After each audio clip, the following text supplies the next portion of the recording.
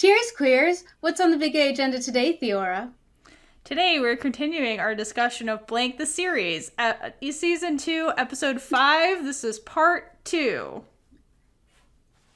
Yeah, out of who knows? It might be 2 parts, it might be... Who knows? We'll just keep going. It's going to be 3 parts. It's going to be 2 parts no matter what. You're just getting it. Okay, this is going to be long. Yes. Buckle up.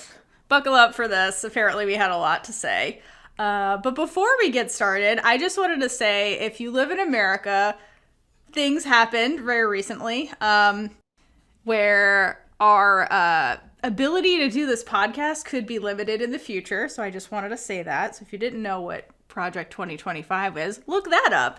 So at some point, it may be illegal for us to run this podcast. And so with that in mind, we're going to do our best to just gay it up all over the place while we still can. So if we just disappear at some point, look what's going on in America. That's a possibility.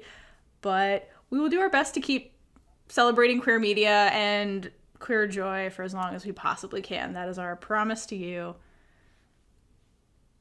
May the odds be ever in our favor, I guess. That's so sad! That's life. Theora and I had a whole conversation about the Hunger Games. That's why it's... Okay, anyway. But let's get... Oh, well, we're not going to get into happiness because... Well, no. Also, we have to say, hey, quick announcement. Become a Patreon member if you want extra Blake content, if you want ad-free content, etc. Go do Patreon stuff. And are we going to highlight Patreon members, Kaitlynn?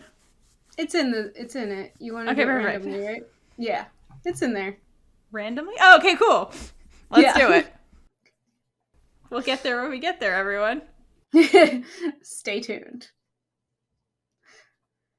All right, part 2. All right, so let's get into it. Unfortunately, we start with a scene that I absolutely hate. So, meanwhile, in the Bua Palace, Big Nueng is doing some light reading, minding her own goddamn business, when Chet storms in. Completely unannounced, carrying a suspicious brown envelope. And he yells, "I will let Little Nueng live with Fa." No hello, super rude. Sir, I don't give a fuck how pissed off you are. You are in a literal palace with the queen there. Show some respect to her. Like, he has never respected her at all. He hasn't. He doesn't respect anyone. Yes. We beat the dead horse there with him, but yeah. Yeah. But, like, I get that he's trying to be Little Nueng's father. And, like, the culture's different where they do have more control over their life. But the way he says that he'll let her pisses me off and makes me... I mean, I already do want to punch him, but that makes me want to punch him even more. Like, you're not going to let her do anything. She's going to have her own damn thoughts and feelings and do what she wants. That's... Continue. We can only hope. Yes, so to your point, first of all, he's being rude. Second of all, your daughter's an adult, and we've been through this a million times. I'm not going to harp on this. But third, to live with Pinka means to leave Thailand. And now, okay. Now, we've established Chet is not the brightest. So where did this idea come from? I assume he called Pinka off screen demanding she come to Thailand because of the Big Nueng, Little Nueng situationship. But who came up with the idea to send Little Nueng overseas with Pinka? Was it Chet? Pinka? Or the grandmother? Because I assume the grandmother was also roped into this. Because he reports things to her constantly. Mm-hmm. Right? I don't know. I don't want it to be the grandmother. Because I have a lot later that wouldn't make sense if we say it's the grandmother. Okay, I think there's a bunch. I think this didn't. I don't think this idea came from Chet because think about it. The grandmother already did this with Pinka. What was her solution to the Pinka scandal? Send Pinka away. And then Pinka also has been itching to get Little Nueng to live with her, but she already lost this battle with her mother. So I feel like she would need quote like permission from the grandmother to like have this idea go about. So then that leaves Chet, okay, who isn't the brightest, but this move is super controlling. So it kind of feels like him to me. But But again, he's not the brightest, so like I also don't know whose idea this really was and how this came about. I could see it being Chet because it's a way of him controlling his daughter but still not having to be a father. Also true. Like, that also is yeah, like he'd be a dad. Like, oh, my paper. daughter is living in America with her mom right now, so he has none of the responsibility. Again, well, really, she's an adult, but anyway, he has no responsibility, but he has the look that he has a daughter and that family. Yep. But also, he's not the brightest to come up with it on his own. So I wonder if one of the women mentioned it and he just like latched onto it and was like, "Yes, that, blah blah blah." I could see like easily Pinka bringing it up and then it just spiraling from there, and then anyway, because that way she's under the control of somebody. Because like the other option is like send her to another university in Thailand that isn't near Big Nueng's palace, and that also will create distance. But then like no one's there to control her. Like whoever came up with this, like it's controlling. So like anyway, but there's a lot of controlling people in her life, so who knows. Regardless, Chet ends his rant by slamming the suspicious envelope onto the table. And keeps going, and he's like, "How could you do this to my daughter? Now I know why you never accepted my love." So notice he makes it about him. Like, immediately. Immediately. It's been 3 seconds. And the language in here, it's like, my daughter, my love. This is not about Little Nueng. This is about Chet. This is all about, it's always, like, again, like, whether this was intentional or not, my read on him is that everything he does is self-motivated. He's not thinking about other people, he's thinking about him, which is kind of like what the grandmother did to Pinka. It's like, me, like, they're very similar, actually, the two of them. That's the traditional parent. No, they're very similar, but I feel like the grandmother was worried about the family name, whereas Chet's literally just worried about himself. Yeah, that's true.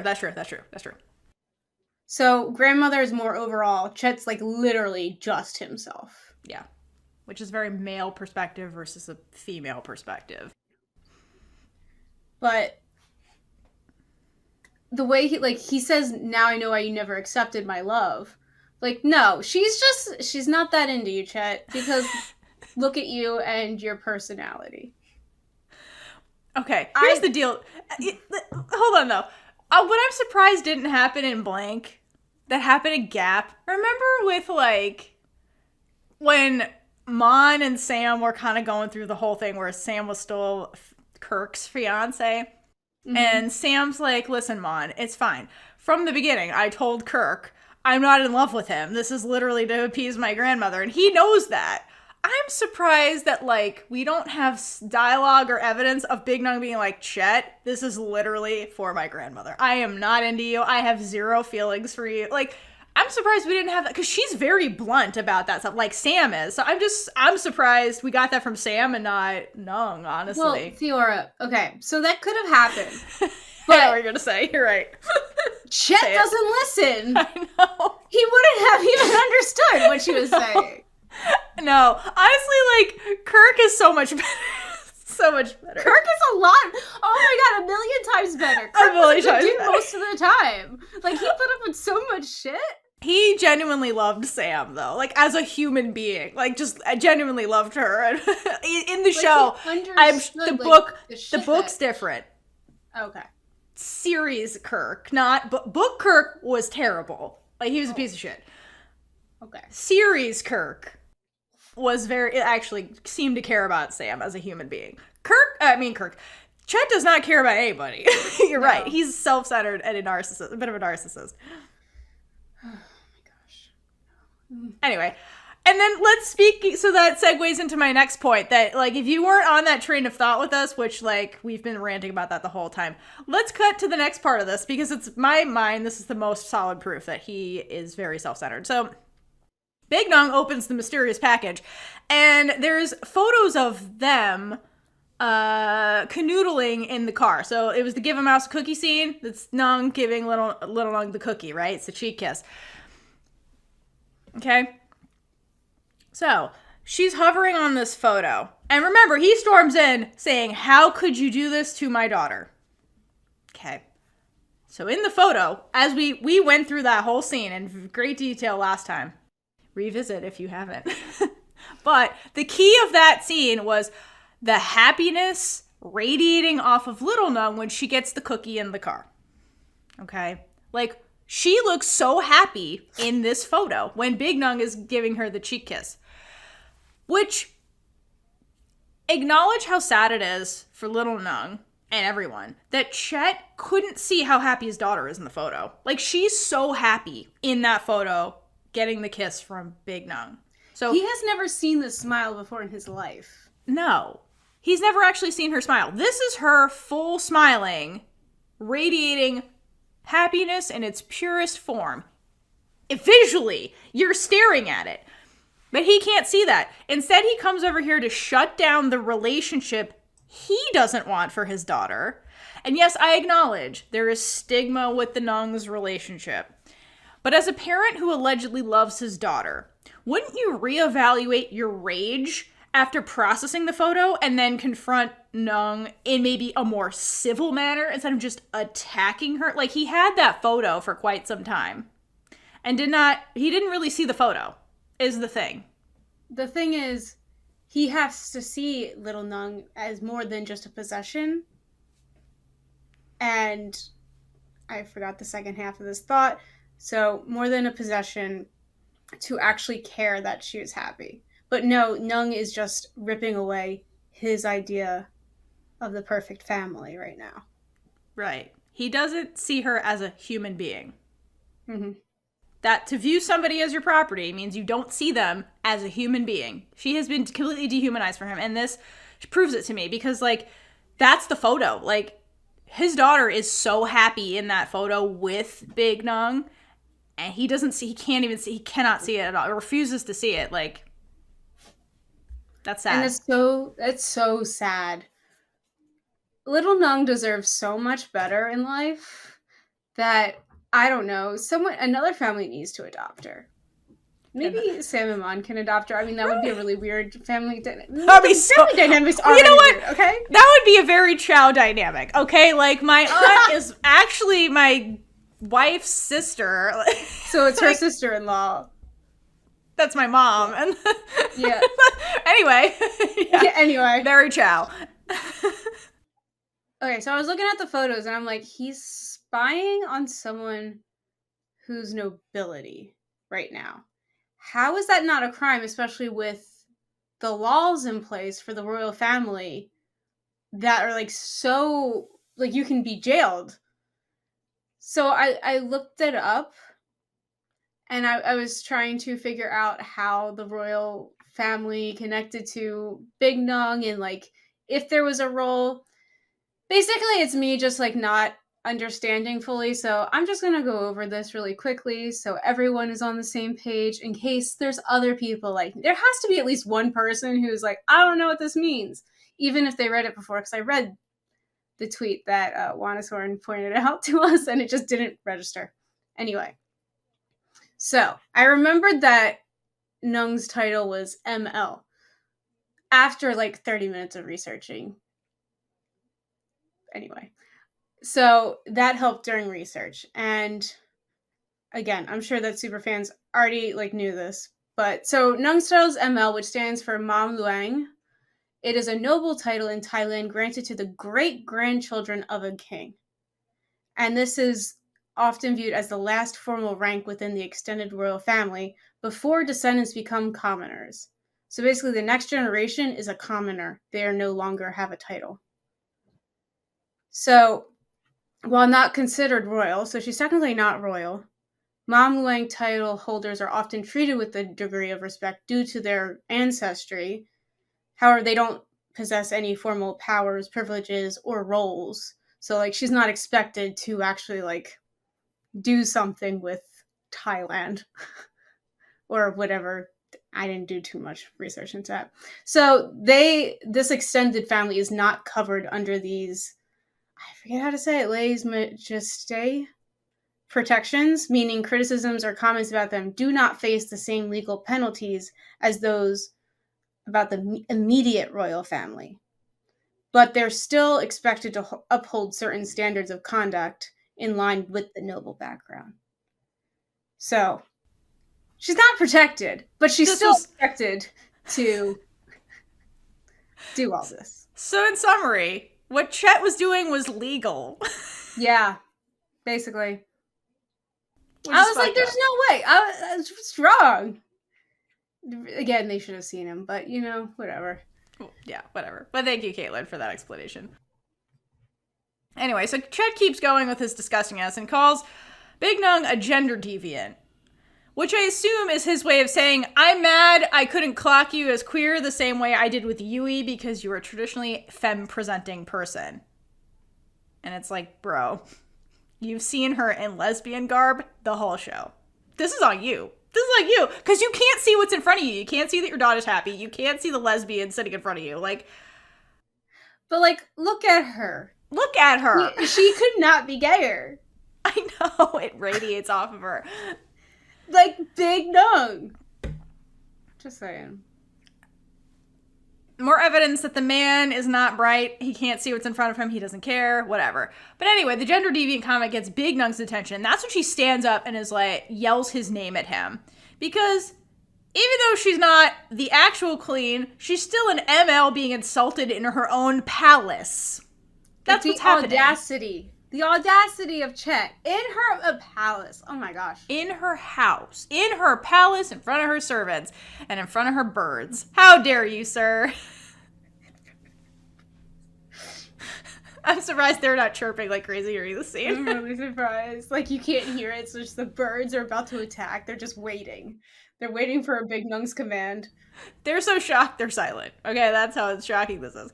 So, all right, but why does Big Nueng stand up? Big Nueng stand up because she feels like she's losing control of this situation very quickly. A situation she should be in control of. Head of household is being verbally assaulted in the palace, is what's happening. And I think she feels unnerved by that because she's always been super worried about Chet. There's two people she was worried about the most. Chet and then the grandmother. The grandmother mostly because she's like, that's gonna hurt Little Nueng the worst, or the most, because her experience with her grandmother.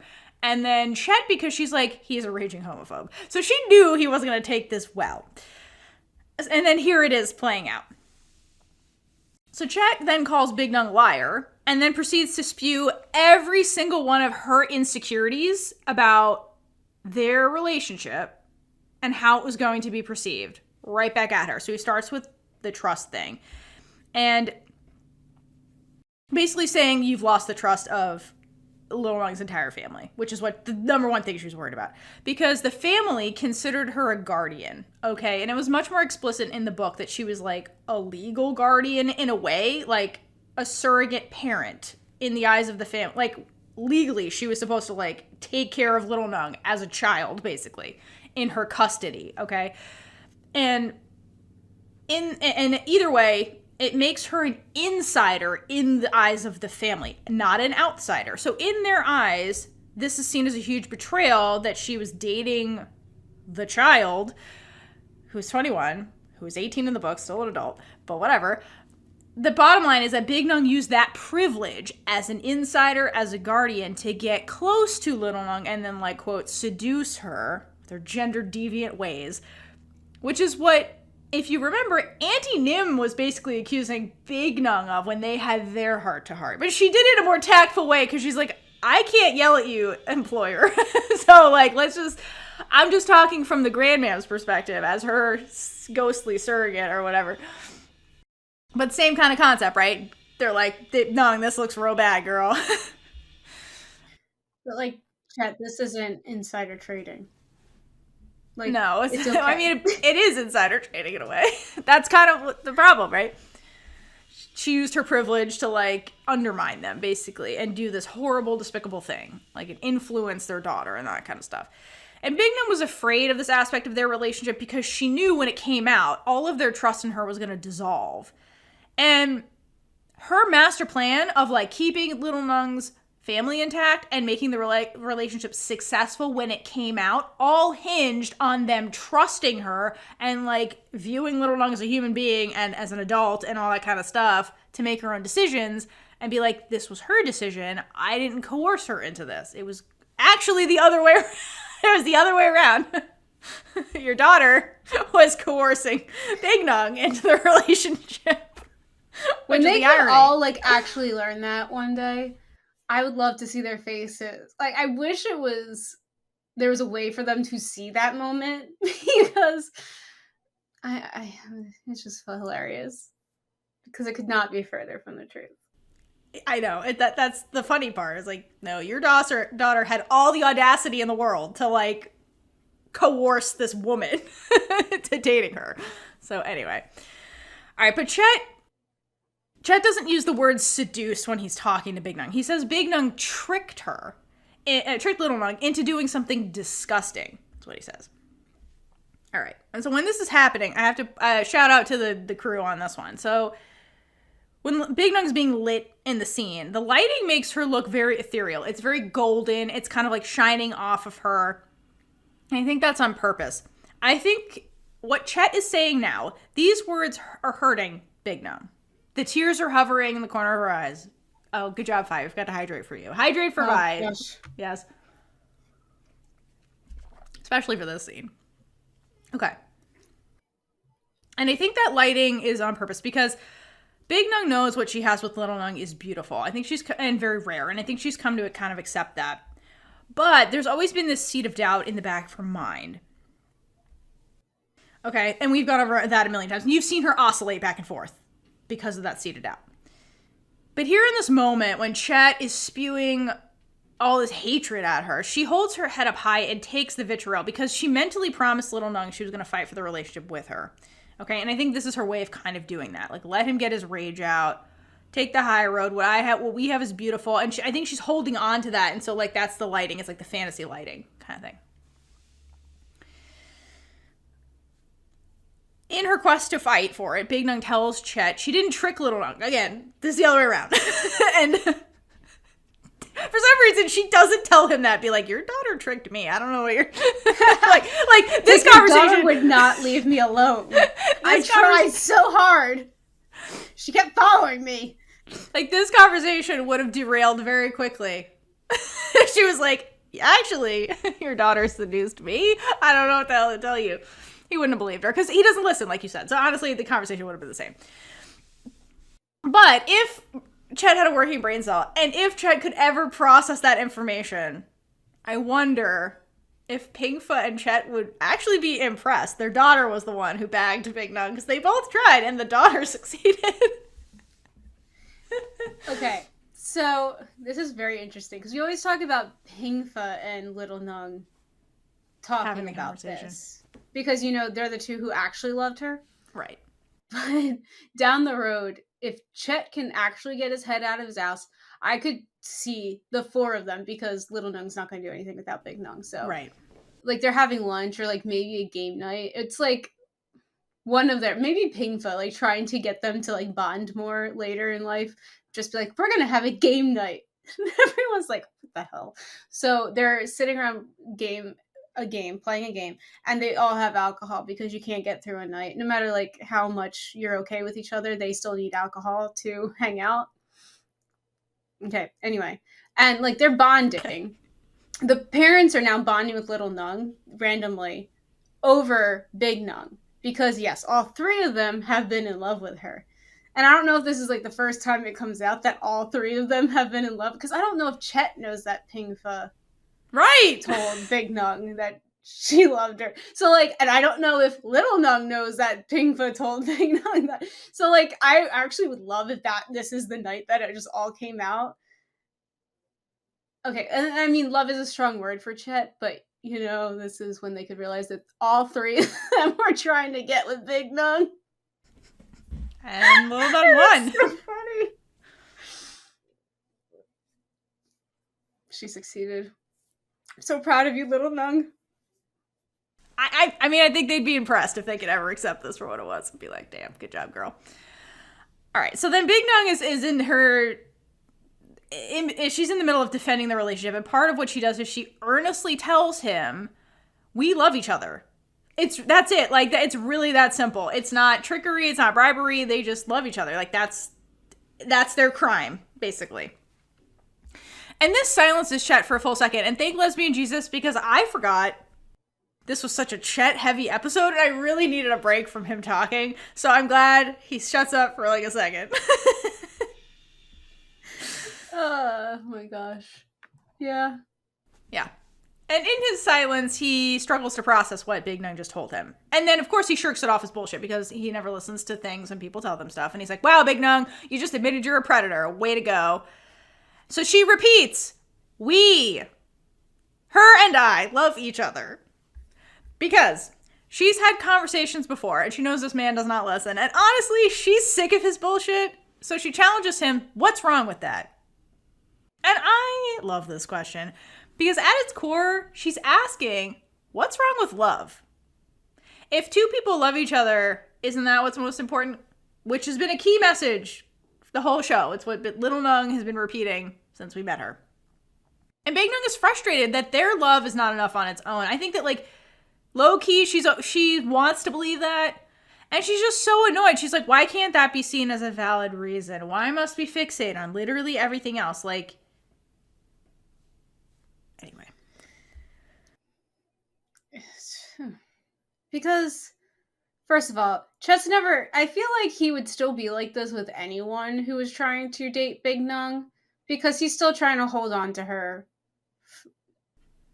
Yeah. For his own damn reasons. Right. He doesn't know what love is. Let's be honest. Maybe from his family. Because, like, we saw their family dinner. Like, his parents are proud of him and do care about him. But, who knows? Hold on. Well, how would the parents react knowing that? I want to see that conversation that Little Nueng got the woman who was supposed to marry their son. I think they'd laugh. It's so absurd. They just laugh and be like, God damn it, whatever. Never come back. You want to do karaoke?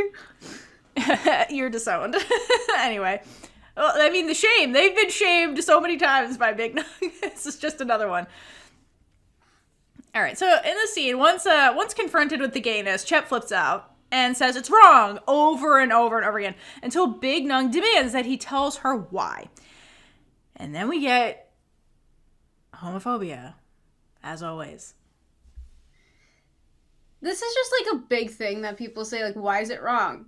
Like, why can't two people of the same gender love each other? Or, like, just people in general love each other. And everyone's just like, oh, it's just wrong. It's wrong. I don't understand why that's a valid argument. Because, like, they can never give an actual reason why people, like, why queer people can't exist without just saying it's wrong. But tell me why. What is your valid reason? The thing is, they don't have one. That's the thing. And it's one of those things where a ingrained, because Chet's a traditionalist. Okay, that's partially what he represents. That's why him and Little Nueng's grandmother seem so similar. They represent people of a traditional mindset. And people in traditional mindsets put people in boxes. They just categorize people, and you have to stay in the box, because if we stay in the box, everything will be safe and nothing bad will happen. And as long as we stay in the box and never change anything, everything will be fine. Hence tradition. Tradition is you never change stuff, okay? You just leave it alone. So two people of opposite genders loving each other that goes against a society that says only people of opposite genders can love each other does not compute to people who are like, you're not staying in the boxes. You're not doing the tradition. And they can't accept that. They're like, I don't know what to do with that. And so they're afraid of it because it's challenging their ingrained belief, and they're afraid. So if you notice, his whole reaction is just emotion. There's no logic in any of this. It's all emotion because he's scared. He's scared. And when people are scared, they can either feel the fear and process it and deal with it, or turn it into anger and just lash out at other people and be like, you're the problem, not the problem. It's taking what should be an internal problem and making it an external problem. And we live in America. That's what you're seeing in America. Mm-hmm. That's our political landscape. It's scared people who are attacking other people so they can feel better and not feel sad or like deal with the change that's happening. We have to just attack other people, blame other people. So that's really what it is. So when you ask them to explain, they can't, because they don't understand why things are about, like, they don't understand any of it, really, because it's just, remember this is what we do, don't question it. And it's like, okay. So when people question things, the cognitive dissonance, people can't, like, deal with it. So, According to chat, 2 women can't love each other. And, like, I've already gone into this. So this is why he's such a raging homophobe, basically.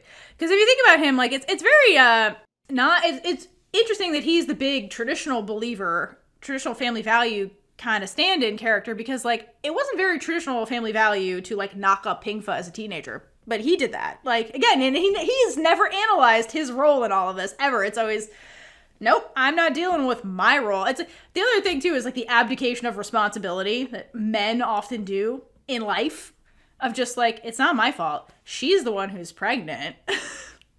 But, like, you're the one that caused it. It's only him who can do non-traditional things. Like, everyone else is expected to be in that box. But it's okay if I do it. Well, yeah, in patriarchy, the rules don't apply to men. That's the thing. It's about control. Everybody else is not human. Everyone else is dehumanized in the structure. And so everybody else has to follow the rules. Everyone else is oppressed by the rules, where that puts the men on top. That's how it works. So anyway, and I know that Thailand is not, like, strictly, like, a patriarchy. There's, like, matriarchy rules and things like that, and families and stuff like that. I understand that. He, in my mind, is, like, the stand-in for, like, that kind of mindset is what I'm kind of getting at. But then, like, he admitted it in the show. He's like, I wasn't ready to take responsibility. That, like, he is okay with, like, abdicating his own responsibility from bad situations. But then here he is attacking Nueng without listening to her. Like, okay, and then the other reason. So why is Chet a raging homophobe? So traditional mindset, kind of like a stand-in for that value. There's also that. Or is he a huge homophobe because in this situation, he can't be part of this? Okay, so 2 women can't love each other. There's no man in that, right? So in his mind, the only reason Big Nueng, because remember, he makes everything about himself. In his mind, the only reason Big Nueng rejected him was because Big Nueng loves Little Nueng. Because remember, he said it. He's like, that's why you couldn't accept my love.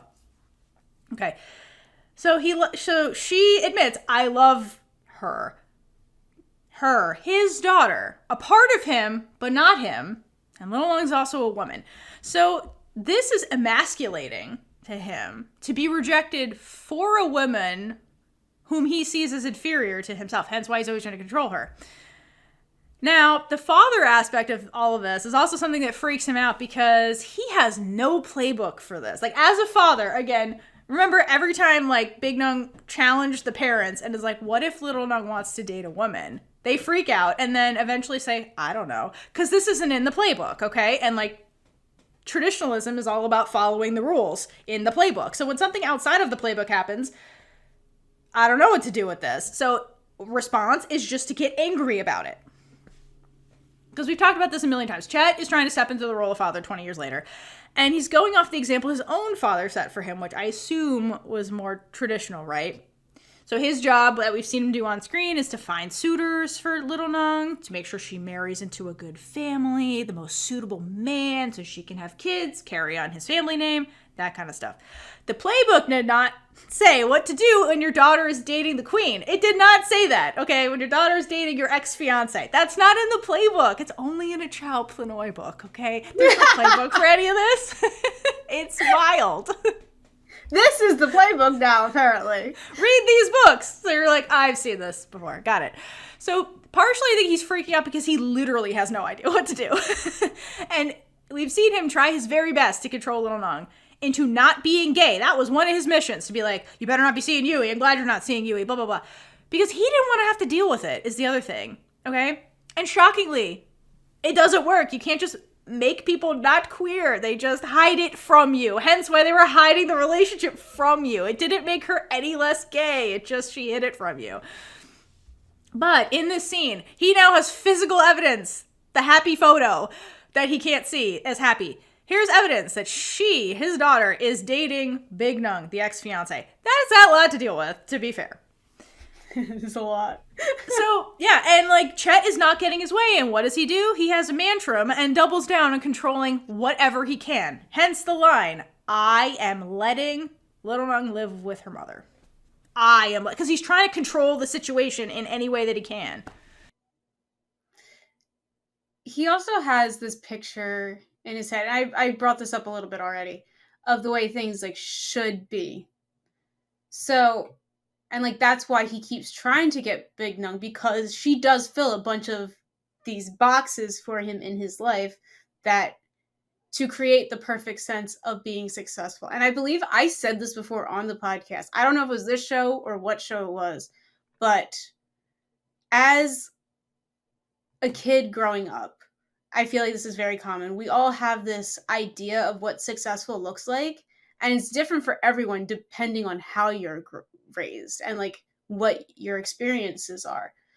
And along the way, you either realize that it isn't realistic, because most times our kid brain is like, oh, this is successful, but it's not always like what's best for you, and it might not be obtainable. So you pivot your vision and you figure out what would actually make you happy, or they do what Chet's doing and they cling to it so hard that they aren't willing to budge and do everything to get that idea of success so they can feel like they made it, even when it's like not possible and it's not the best situation for them. Because when it was decided for them that Big Nueng and him should marry, suddenly, like, he knew that he needed a wife. That was like the picture: wife, kids, linear family. But Big Nueng was now in place of this person, so it's supposed to be Big Nueng. And since this is what is supposed to happen, he can't get rid of this idea that it needs to be her. Like, I feel like the thought has never even occurred to him that there's other women, even of similar status. Like, go find someone else. I mean, I feel bad for them, but yes, go find someone else. And like, again, yeah, there are other people at the same status if that is what is also an expectation in his head. It doesn't have to be Big Nueng, but it hasn't occurred to him because he's so set on like, oh, it's supposed to be Big Nueng now. Especially when he's just stuck in his ways. He's having an identity crisis, is what you're saying. He's having an identity crisis. Like a midlife crisis. Like his whole life's a lie. Like everything he's worked up to this point it's a lie. Is gone. And he's freaking out about it. Yeah. Because everything is about him, right? It's like an identity crisis, and like you said, his response is to, it's also the loss of control that he's afraid of. He's like, I'm losing control of this situation, so I'm going to dig my heels in even more to control it until he's slapped in the face eventually with the fact that you can't control people. You just can't. Especially when the person you're trying to control is like, I don't even see you as a dad. Like, what do you mean? Get out of here. So, yes. So, anyway, so thank you for that. I agree with what you're saying. So, Big Nueng counters his bullshit with, love is love, bitch. Gender who? I don't know them. Like, don't be so old-fashioned. And what a line, because Big Nueng and Chet are around the same age. So they're the same generation. So I love that this line comes up because it's pointing out that Big Nueng's generation, the millennials, aren't in 100% agreement about queerness in Thai society, I assume. Meanwhile, Little Nueng's generation, from what we've seen on the show, seems more accepting. Like, hence, that's part of the Yui plot line, right? Folk, Yui, they're all like, yeah, whatever, we accept you, we don't care. We'll call you by the right term, whatever you want. So I love that Big Nueng says this because it goes to show that, like, allyship is really needed among peers. And granted, she says this in the heat of an argument with the stakes that are high for her personally, but I still like the message where she's like, respect people, bitch, like, stop.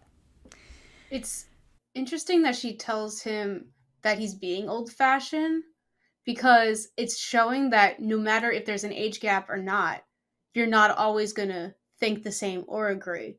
So, like, Little Nueng and Big Nueng are so similar.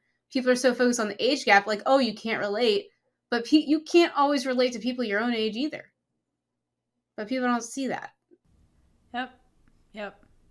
So, Chet tries with the homophobia as his first argument. And when that fails, he moves on to the age gap. Because remember, we're just going through all of Big Nueng's insecurities. Because remember when Little Nueng's like, I'm going to wife you one day. And she's like, well, slow your roll. First of all, you're a girl. Look at our age gap. I'm a woman. So he's going through all those things, right? So he basically points out you guys are 16 years apart. And then it's funny to me that he says it twice, like 16 years, Nueng, as if Big Nueng and Little Nueng just never noticed this. And Big Nueng's like, wait, what? 16 years? Like, what? I thought we were the same age. Oh my God, brand new information. This is him processing that, I think. But it's just funny that Big Nueng's like, yeah. And the age gap, we know, is something she's very insecure about. So when he brings this up, this is when her resolve starts slipping. Because the homophobia, she's like, I know you're 100% wrong, and that doesn't matter. Look at my sister. But then the age gap, she is insecure about that, and it shows on her face. And this is an aspect of the relationship where a lot of the conflict that she's been the conflict really comes from, where she's like, am I holding her back? Am I ruining her life? Like, it all really stems from this age gap thing. And the last time somebody brought this up to Big Nueng, that wasn't Little Nueng, an outsider, it was Juan Viva. And Juan Viva is the one that convinced Big Nueng it's not a big deal. Age is just a number. Like, she's like, I'm an outsider to this. I don't really know what goes on in your relationship. Like, and because she trusts Juan Viva, I think, Sam and Mon have also kind of said this, but they're more insiders. And Little Nueng also, who's an insider in her life. All these people who they're like, age is a number, girl. It doesn't matter. I think Big Nueng let herself believe that. And so, like, her initial fears are basically being validated by hearing this back from Chet. She's like, damn, I was right. I was a fool to believe this kind of thing. Like, she's struggling with that in this moment. And it's also like she's had multiple people now in her life tell her it's okay and give her positive, not feedback. Reinforcement, but yeah, positive feedback about this. But when you're insecure, it only takes one person to be negative to tear all the progress made down and to make you think it's not right. It could have been 100 people and then one person. It's when you're insecure about it, it's just the end of it. Yeah, and it's also like, who's telling her? Again, it's like somebody who has influence over her relationship also, which is bad. And now, okay, so she has had many positive reactions, like you said, that reinforced, hey, maybe Little Nueng's right. And now she's getting a very negative reaction, and it's actively breaking her heart. You can see it on screen. Because her pauses between arguments, like up till now, she's been like going toe-to-toe with Chet. And then in the conversation, you notice her pauses between arguments start getting longer. And because she's struggling to keep going. And she's struggling to pretend that this isn't affecting her as deeply as it is. But Big Nueng made that vow to Little Nueng to do whatever she could. And she's determined to really keep that. And so she says, so what about the age gap? Like, it's not a problem for us. And although her voice is pained when she says this, she keeps, like, her body language here, she keeps her head up high and she's looking Chet directly in the eye, like challenging him when she says this. And she finishes with, we've talked about this already. Again, like, he's bringing this up for the first time and she's like, we're fine with it. We've talked about this. And they have. The biggest conversation being at the end of the last episode, where Little Nueng mapped out their whole future. And also, the we involves Big Nueng and Little Nueng, and not Chet or Little Nueng's family, which I'm sure infuriates him, because serious relationships are supposed to be talked at the family level. And she's like, me and Little Nueng have talked, only us have talked about this, and it doesn't bother us. You guys have the problem.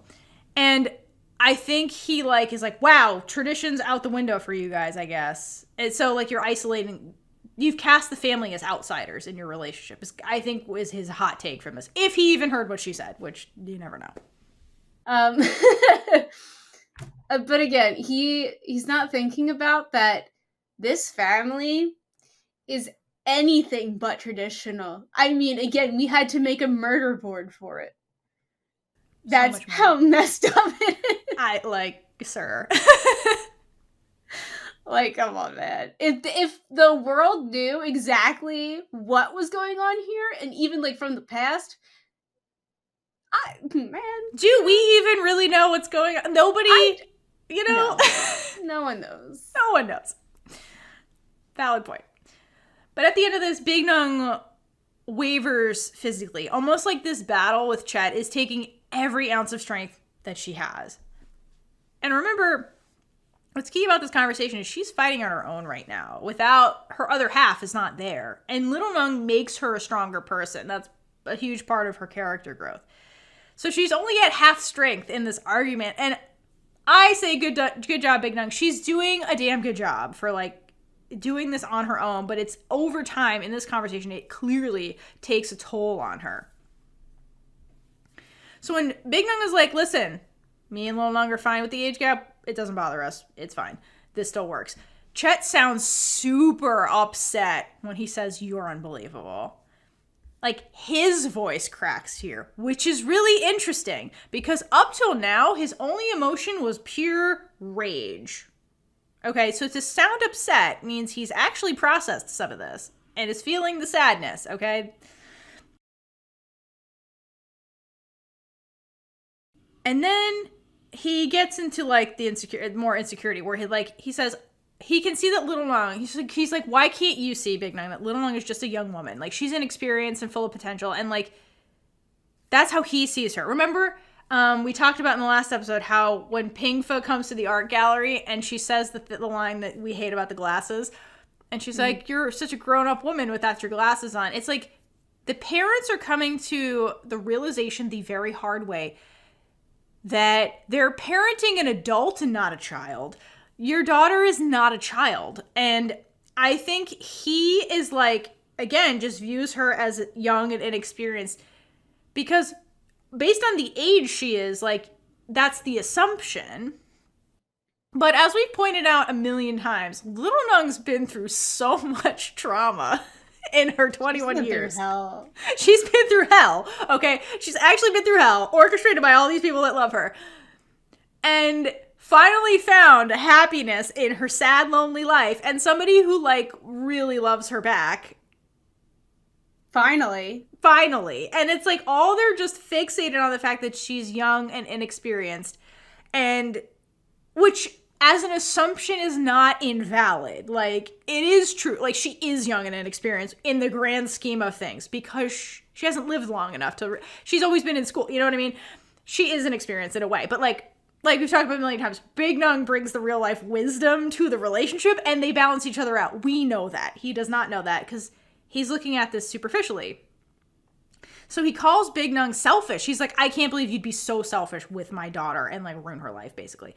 And then he throws Big Nueng's childhood trauma right back in her face. And he says, I can't, of you of all people, you're the smart, perfect, eldest daughter of the noble family. Everything the grandmam raised her to be. He's like, basically, you're tarnishing your whole family by doing this. And he's like, if you're so perfect, Nueng, why are you a cradle robber? It's basically what he says. Because he has no solid argument other than to insult Big Nueng. And we know that that she is sensitive about her age in relationship to Little Nueng. So this really does get to her. And then, like, this is grandmother trauma by him bringing up the perfect shit and, like, the family stuff. Because that's another insecurity that was never resolved for her. Because the grandmother joined the loyal pin ghosts in the palace before she could ever have the conversation for the closure. Not ready for the things you say, Theora. You're welcome. Chet's sole goal right now is just to hurt her. Yes. Because, like, he's tried everything else. So, like, let's tear her down so she doesn't have the will to fight, basically. So we do see this later again in this episode, but with a different character in a very random and weird moment. We'll get into it. The other thing is that Chet, again, anger is often a deflection of somebody's own hurt feelings. So if I can hurt you, I'll feel better and I won't feel hurt. So I think that a lot of this is just he's upset. Because if you think about it, the whole show, since he's like, she's my daughter, his mission is to be the father. And he's like, my big role is to make sure you marry a good man. And Little Nueng has said to his face, I'm not dating anybody. I'm not seeing anybody. His daughter has been just straight up lying to him and refused to include him, for good reason, in her actual relationship that she was having. So, like, in a way, he's upset his daughter betrayed him. But he can't take it out on his daughter, so he's being like, no, wait a minute, she would never do that. She must have been tricked into lying to me, because my daughter would never, because daughters would never lie to their dads. Like, so he's trying to also cling to the lie that he's built in his head that his daughter loves him, and she doesn't, and she does not respect him, and he can't see that. So he's like, no, it has to be Big Nueng. This is all Big Nueng. So like, I think he's also upset about that he's like this. Like you said, the image of being a dad, the image of having a daughter that loves and respects me is shattered in front of his face because she lied to him the whole time. And so he's just attacking Big Nueng because he can. He left her. Listen. On purpose. But also, it is ironic that he says that she is a child and is inexperienced when he reacts like a child in everything.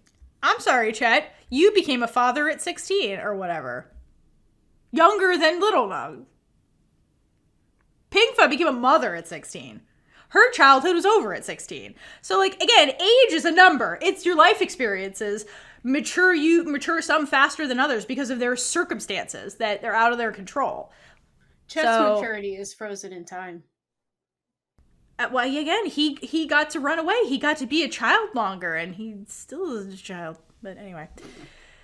So Big Nueng is trying to reason with him. Of course, he doesn't listen. He keeps degrading her, and that's all he does, because that's all he can do. He's hurt, and he's just attacking her to feel better. And he says, and then he brings up visuals of the age gap. He's like, isn't it gonna look weird to others when you guys are walking around? You're gonna look like mother-daughter, not like girlfriends, because of your age gap.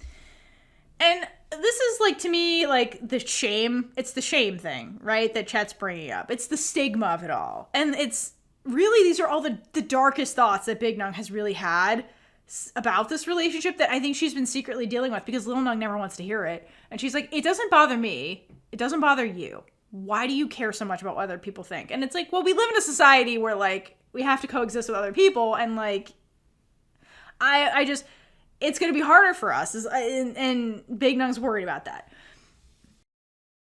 So we get to the Big Nueng starts getting to her breaking point with all of this, and she tries to stop this, like, degradation that he's doing, but he just keeps going, and then voices Big Nueng's biggest, greatest fear, where he says, one day, when Little Nueng meets a man who's perfect for her, she will forget all about you, and she will be annoyed that there's this old auntie being jealous around her. And that's when Big Nueng says, enough, and yells and cuts him off, because her biggest fear is losing Little Nueng. And we've mentioned this before. If Little Nueng ever chose to leave her, Big Nueng, I don't think Big Nueng would ever recover from that. And I don't think if Little Nueng chose, not the family, if Little Nueng chose to walk away from her, I don't think Big Nueng would put up a fight, because Little Nueng's happiness is the most important thing in the world to her. But that doesn't mean she would be happy about this. And Chet clearly doesn't know Big Nueng, because he doesn't know anybody. Because if this happens and Little Nueng leaves her, Big Nueng would just revert right back to old habits, because she would keep the jealousy to herself and run away from this. She would remove herself permanently from the situation, and she'd go back to being a recluse in the Isle of Lesbos. I really think she would do that. There wouldn't be Big Nueng hanging around being jealous. She couldn't handle this. It's like the oil pin. She's like, I can't watch this. I'm just going to leave. Like, that's Big Nueng. Big Nueng doesn't like conflict. If there's no hope at the end of the tunnel, she's just gone. She's like, bye. No, you'll never see me again. I don't sell the palace. Fuck it. Go hang out with Cher, Lesbos, and Jim, and everybody else who's over there in our fan fiction. We haven't brought Jim up in a while. Jim would open. Jim would be like, want to be roommates, Doug? Let's do it. She'd take her inheritance and buy the Isle of Lesbos, and that'd be the end of that. Yeah. Oh my gosh. Big Nueng's Isle of Lesbos. I'd go. Isle of Big Nueng. Isle of Big Nueng. Oh my gosh. I think we'd all die. We would all die. There's no survivors. Anyway, so Big Nueng at the end of this looks super pained, and it's like she's looking at Chet like a stranger. Like, this is somebody she kind of trusted as a confidant in a way. Like, she felt comfortable enough with him as a human being to, like, agree to marry him for the grandmam's sake. Like, meaning he's not super threatening, because I don't think she'd ever put up with that shit, no matter what the grandmam wanted. Also, the grandmam vetted him, and she vetted Kirk, so, like, I mean, he's probably sort of fine or whatever. But she's like, wow, it's like I'm looking at a stranger. You know what I mean? Somebody I've known my whole life. And like, it's like in America finding out who voted for who in the election. You're like, wow, you're a complete stranger to me. I can't believe you would do this. It's like that. I know. It's insane. It's terrifying. You're like, wow. It's sad that we're talking about this right now and we're able to relate to it so much because of one day. Yeah. It's... Anyway, before we get too much into that. We won't. With Big Nueng looking so pained, like, again, there is so much coming at Big Nueng right now. Like, every single insecurity, like you said. But it shows so much growth from her that she did not just immediately react with her flight response. Like, she stood up for herself. I mean, like, it's that, and it's also her own damn palace. So get out, Chet. Such a bitch. It's like, how do you not respect someone? Like, not even in their own house, in their own freaking palace. But luckily, she does yell at him to get out. So, good job. But, like, I don't think he knows. If only Chet knew that the mother of his child was also in love with Big Nueng. I want them all to talk about it. I want it so bad. Montessori, can you write something, even if it's just for us? I want to know how it would go down. Anyway. He's so funny. Oh, okay. Yeah, no, all good points, and we still want the missing scene that we never got. So yeah, she tells Chet to get out, and of course she has to say it multiple times before he actually leaves because he never listens. But before he does, Chet warns her to leave Little Nueng alone. And once he's out of sight, Big Nueng collapses onto the couch. And the camera lingers on her for a while as she's trying to just catch her breath. And they're using a handheld cam here. It's like, it's shaky. It's not like perfectly still. Because Big Nueng is super off kilter and spiraling. And that's how she feels. She's unsettled. Feels like she lost control. Like, this is not good. And she's not in a good place right now. This took a lot out of her to stand and fight. Like you said, something her instincts tell her not to do, and she's only good at doing when the fight person, Little Nueng, is with her to make her stronger and braver. So this scene is really like the ML Sipicorn's fall from grace. Like, she knew she lost this battle with Little Nueng's family, and she feels like her world is crumbling all around her, and kudos to the camera work to show us that. Continuing on with, like, camera and shots. Like, it took everything in Big Nueng to be able to stand her ground because, I mean, it's flight. Like, yes, she does have that this is her place. So, like, it is her turf. But both of the shots after Chet leaves and we just see Big Nueng, it's a higher camera angle. And it really shows how small and vulnerable Big Nueng is feeling right now. Because, like, the shot also makes Big Nueng look physically small and isolated in this room. Because she's not taking up most of the scene. It's like this huge window. Like, half the room is kind of empty, and it's just like these two chairs. So, with this, it's meant to represent the palace as a whole. The room, the big room. Like, the palace is huge, and she is now alone in this palace. And it's quite interesting that the conversation with Chet took place here, because this palace, as we've been saying, is a symbol of repression for her, and feeling suffocated and not allowed to be her true self when the grand man was alive. And it's all things that she is feeling right now because of this conversation.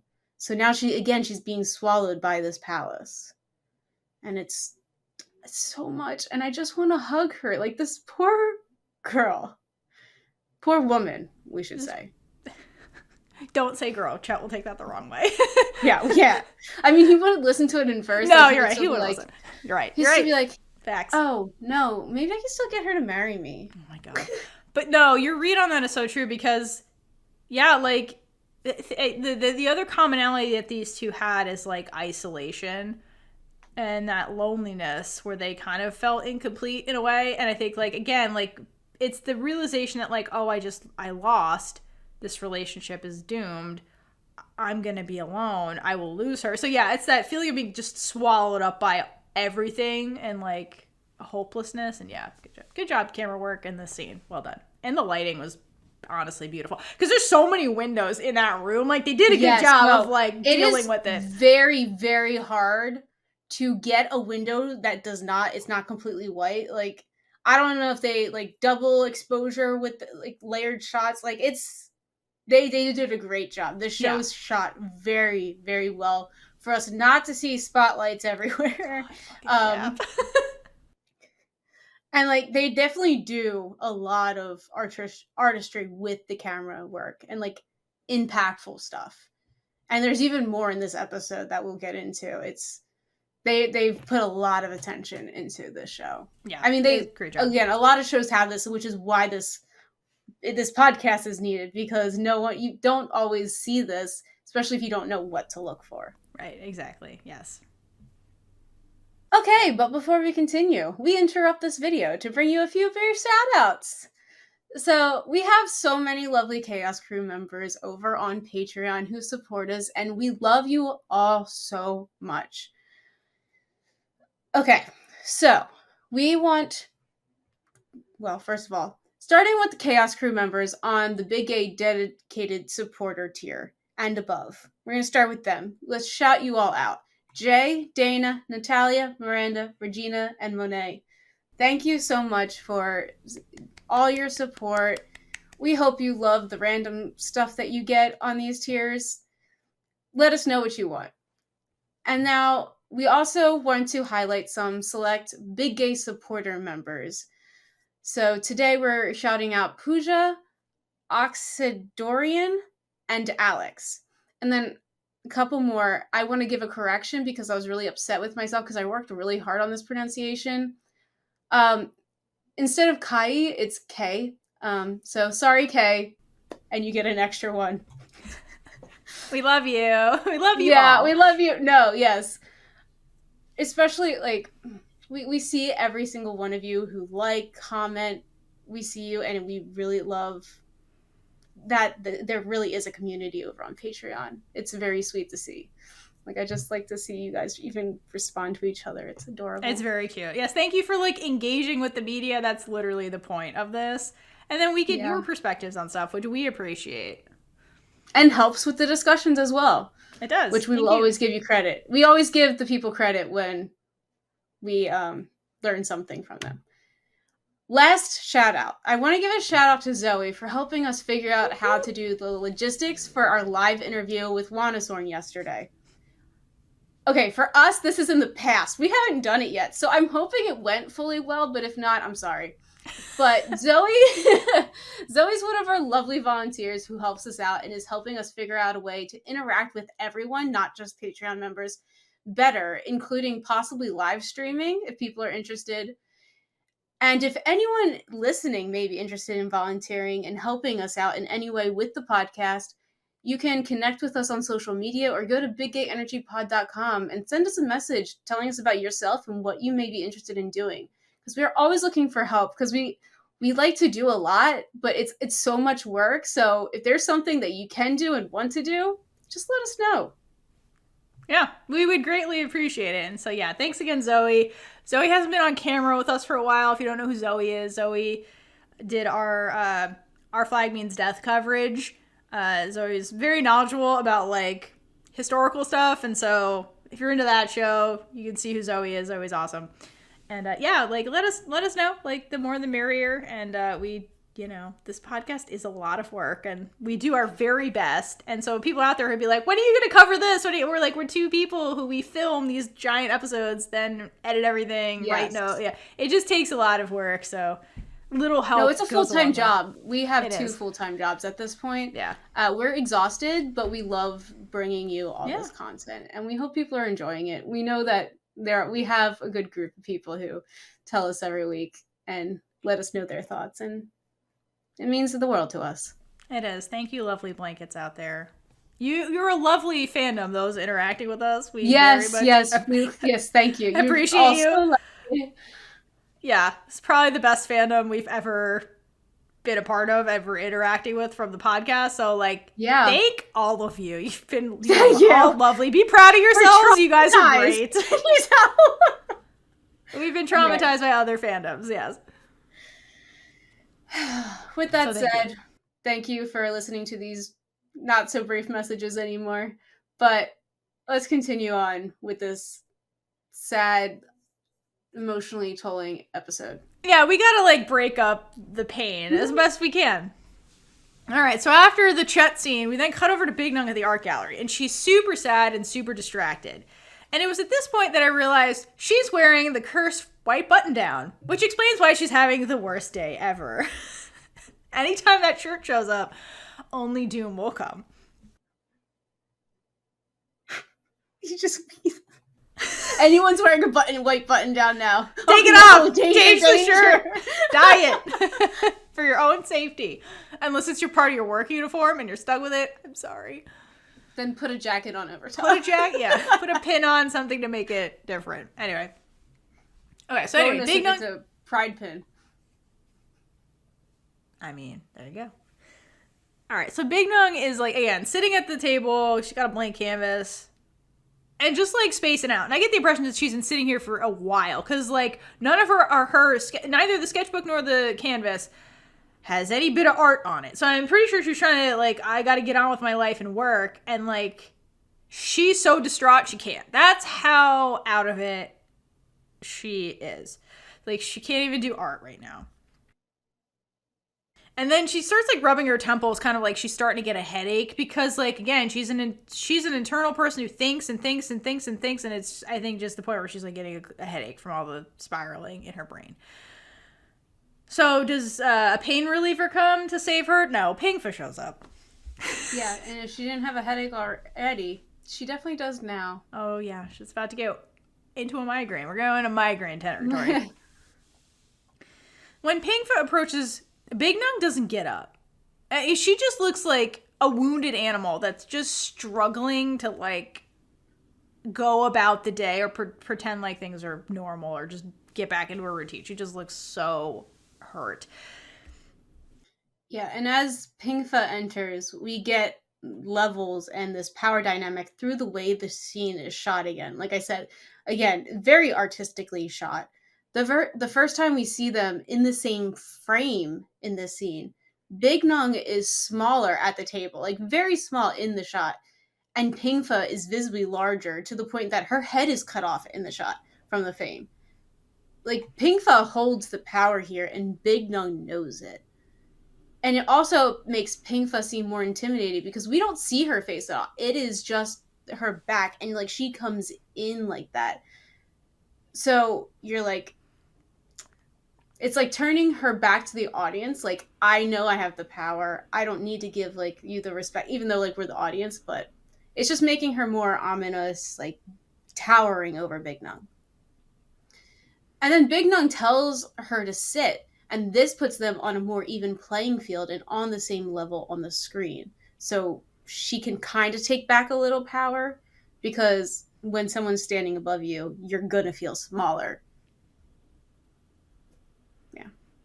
Yeah.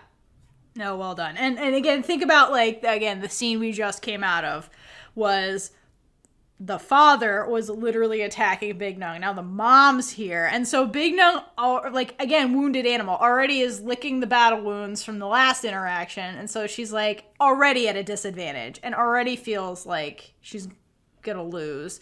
So the fact that Pinka even... Chet would never. She'd be like, sit down. He wouldn't do that. He would just attack her from above. But Pinka gives her the respect to sit down. So it tells you, like, where Pinka's head's at, too, which is also important because, yeah, she could be seen as a threat immediately and then is like, okay. I still feel like Pinka's probably in love with Big Nueng subconsciously. There's a little part of her that's always going to love Big Nueng because it's Big Nueng. Mm-hmm. How do you not? Okay? You can't get over her. It's always going to be there because I'm thinking in my head that this was her first love as well. You don't always end up with your first love, but, like, it makes a big impact on you. That is true. That's what I've gotten from media. Honestly, that's a good point. So, That's real. Yeah, she's always going to care about this. And it was also her best friend, right? So this They're Big entwined. Nueng means so much to her that this is painful for her because her daughter means the world to her. She didn't get the opportunity to know her. She wants to know her. And her best friend, she was taken away from too, because it wasn't her choice to leave her best friend and the love of her life at that time. So everything was taken from her. So it's very much a catch-22, I think. That Yeah. Where like great novel, like, by the way. I love need to that read book. that. It's such a good book. I need to reread it, honestly. I'll put it on the list. Side note, that has nothing to do with anything, but I had a version of, I don't think I have it anymore. I had a version of Catch, oh no, maybe I do have it. Okay, never mind. I had I think it was actually, never mind, 1984. I loaned it to somebody, and like, I'm a margin writer, so like when I read books, I write little notes, which you know, because you've seen my books. Yeah, I like borrowing Theora's books because I get to know more. And then like, I did a book exchange with a friend many years ago. I never got the book back, and I was really sad. But I still have my Catch-22. It's a great book. Anyway, that's not relevant right now, my version of my thoughts on Catch-22. Let's get back into the scene. So yeah, all your points are super valid. That this is very complicated for Pinka, more so than anybody else dealing with this. Like, truly, she's more entwined in all of this than anybody else. Like, yes, she's...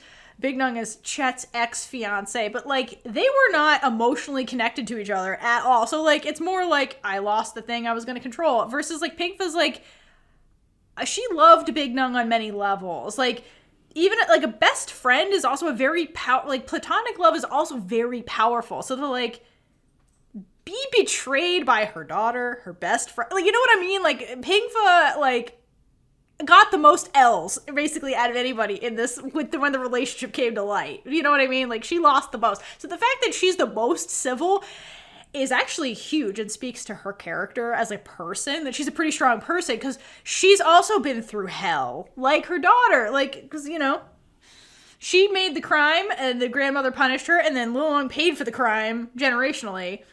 And she's a very strong person because of it. Like, so to come here and sit down and have a civil conversation with Big Nueng, she's the stronger person out of anybody that's in this web of whatever the clusterfuck that this is. And the difference between Pinka and Chet, like, besides, like, you know, one was actually in love with her, Pinka's was, like, even though they weren't together, that relationship was more symbiotic because they were, like, best friends. Where Chet was always parasitic. Yes, like, well said. Like, Big Nueng was getting nothing out of that except for the fact that she was doing what the grandman wanted. And she didn't even want to do that, obviously. She ran away from him. Which, good for her. I agree with everything you're saying. Yeah, that's a really good way to put it. All right, so let's get into this conversation, otherwise we'll be here for 500 hours. So Big Nueng tries for niceties at first, but Pinka is like, I know you don't like small talk. I don't have time for this. Let's cut really to the chase here. So she's like, listen, Big Nueng, I'm here to ask for your understanding. And what a way to start this conversation. So off screen, Pinka entered the acceptance stage of grief and knows that Big Nueng was telling the truth the last time they spoke. Because we ended with denial, being like, wow, Big Nueng, why are you lying to hurt me about this relationship? And then she's like, okay, she probably saw the photos and was like, okay, this shit's real. Never mind. Never mind. I get it, daughter, fine. That's the way I look at her. Yeah, she's like, I get it. At her. Yeah. She even got a kiss. Like, that's real. Like, damn. That should be me. All right. So, but even though she accepts the truth, Pinka starts this conversation with kind of an aggressive tone. Like, her words are, like, she speaks very loudly and her words are clipped. Like, she's disappointed in Big Nueng. And I kind of went over everything. Like, best friend, like, you said the unresolved feelings. She's always somebody who's always held Big Nueng in high esteem. And because of that, I think it was easy for Pinka to entrust Big Nueng with Little Nueng when this kind of the guardianship thing all kind of started. Especially because, from Pinka's point of view, Big Nueng was the only person who actually listened to her. Like, let us recall 105, the dinner where Big Nueng invited herself so she could speak on Little Nueng's behalf. What happened in that conversation? When Big Nueng's like, let Little Nueng speak, and Little Nueng's like, I don't want to go to America. And Pinka's like, no, like, that's what I want. Her mother, the grandmother, is like, fuck you, Pinka, you don't get to have a say here. And then she, like, treated her like a child immediately. It was like, infantilized her immediately. And so how did the conversation go down? Big Nueng was like, okay, Pinka, what are you actually worried about? Is school is something you're worried about? How about I help with that? Like, she was the one who, like, took Pinka's concerns seriously and was like, hey, how about we compromise here so that your concerns are addressed and then Little Nueng gets what she wants. She's the only one that looked at her and treated her like a person. And so Pinka made this deal where she's like, okay, my daughter can stay in Thailand if you're looking out for her, because she trusted Big Nueng. And the trust between Pinka and Big Nueng is much longer and much deeper than anybody else's trust in Big Nueng. And so, like, and remember, like, the abortion thing and all that stuff. Like, she's had moments of, like, feeling betrayed by Big Nueng in certain ways, or, like, not trusting her fully, but, like, that was the main point where Big Nueng didn't listen to her. But right. it was very far and few between. Like, she usually, like, definitely, well, what we've seen, she does take account of Pinka's feelings. But that was, like, the one betrayal, like you said. Like, well, like, not betrayal. But she wasn't listening to her, that she was looking out for her in her best interests. Right, but she wasn't listening to Pinka's concerns at the time. Where she's like, what about that? She's like, think about yourself. Because Big Nueng does care about Pinka. Like, she does. Like, they are entangled. There is a love, like a platonic love with them. Whether Big Nueng knows it or not, because she didn't know what feelings were at the time. Okay, so of all the people involved here, I think Pinka feels this sting of betrayal from Big Nueng the deepest. Chet is the loudest about it, but he doesn't really know Big Nueng the way Pinka does. And because, Pinka was her closest friend for years. They have more of an intimate relationship at the end of the day. And I think the opposite is true as well. So when Pinka delivers the line, because I thought you would know better than anyone else about what's right and wrong, Big Nueng winces and breaks her eye contact from Pinka. Like, this hurts her too. Because think about it, in the prior scene with Chet, she stood her ground with Chet when when he challenged the relationship, and she challenged him right back, looked him dead in the eye, kept her head up high. But with Pinka, she seems more wounded and, like, receptive to these criticisms, and I think she takes her opinion more seriously than Chet's bullshit. So it hurts Big Nueng deeper than anybody else's accusations, really. And so it kind of goes back and forth between the two of them. The sting is deeper for both of them. But then Pinka surprises Big Nueng by asking, is it true love? Or is this because you feel guilty about, like, the almost abortion? This shit happened between us. Because remember, Chet came out there and be like, this is why you don't love me. Like, he made it about him immediately. And Pinka's kind of making it about her in a way and being like, Big Nueng, what is this really about? Is this about Little Nueng, or is this about our bullshit? That's what she's asking her. Like, tell me what this is. Because, like, it could be either or, right? If you know what I mean? Like, because she knew Big Nueng felt guilty about, like, the past. And she's like, are you doing all of this because of the past, or is this genuine? Like, tell me. And when she's asked this question, that's when Big Nueng stands. Okay? Because before she was cowering. She stands up and challenges Pinka. Because if you notice, it's different, okay? She's not standing at her full height like she was with Chet. She's still, like, hunched. Like, her shoulders are hunched, so she is smaller. Like, she's caving from the pressure and pain of having these battles, but she's doing her best to fight through it and be honest and all of that stuff.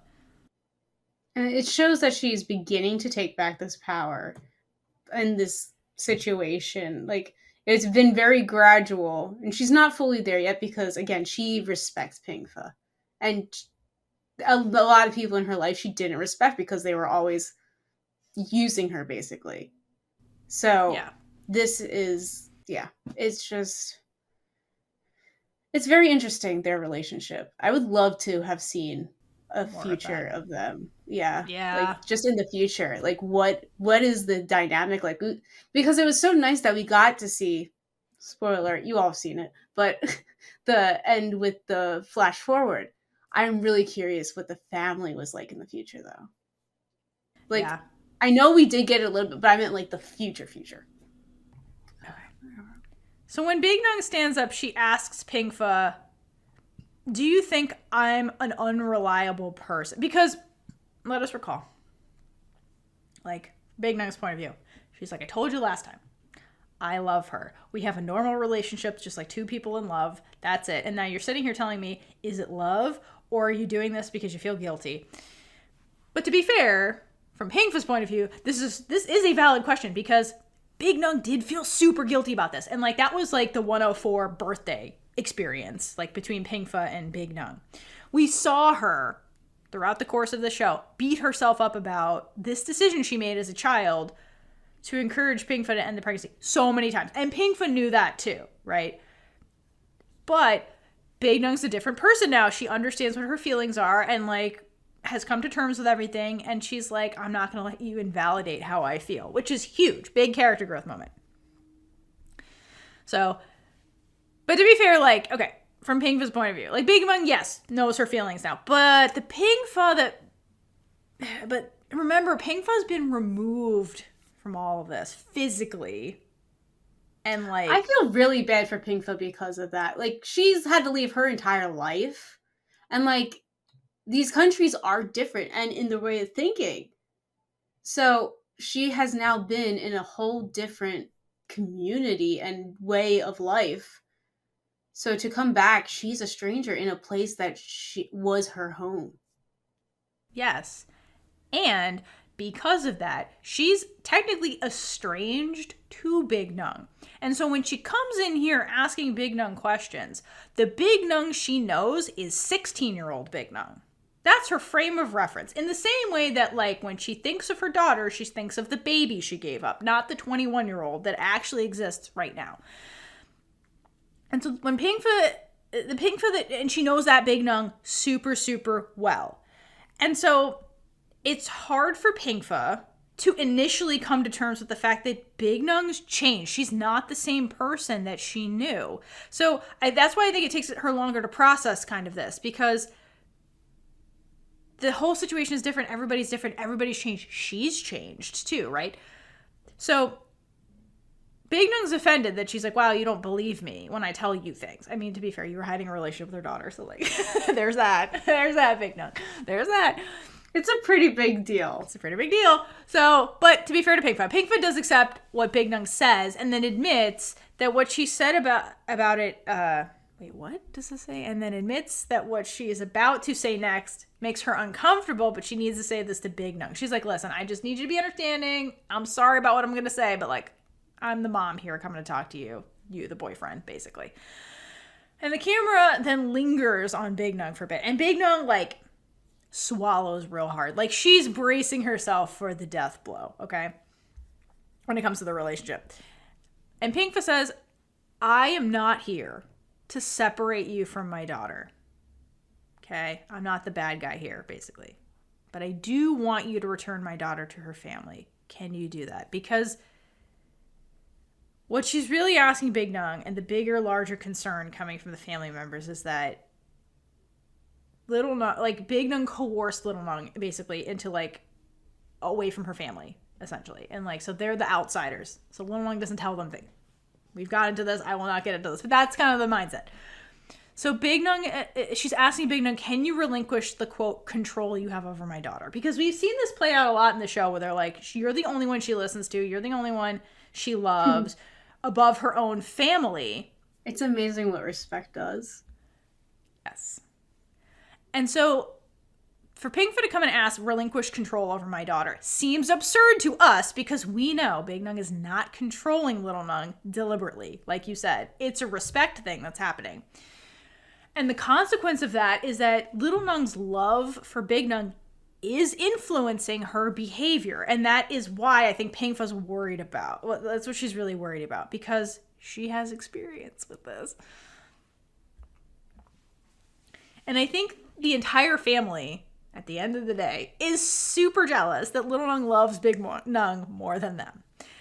But none of them, except maybe Pinka, take a second to think, why does Little Nueng love Big Nueng so much? Even though Big Nueng has told them flat out, treat her like a person. She wants acceptance. That's how you get her to love you. It's really easy, actually. And then for Chet, listen to her. Everybody listened to her as well. That's just treating someone like a person. But here's the deal. It's a lot easier to absolve yourself of the role you played in all of this, coming from the family. They're absolving themselves of their role in this by blaming Big Nueng. Because it's easier to just say, well, Little Nueng only started acting like this when Big Nueng showed up. And not see the writing on the wall that Little Nueng was lying to her grandmother the whole fucking time. Because the grandmother was abusing her and, like, oppressing her. And so she just learned to lie.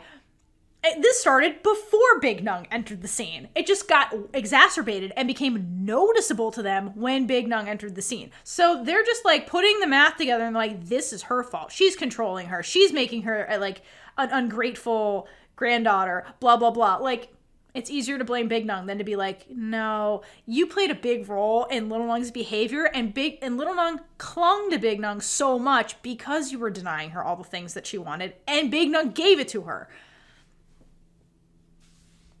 Okay. So, with that aside, Pinka's here to be like, I'm not really trying to separate you.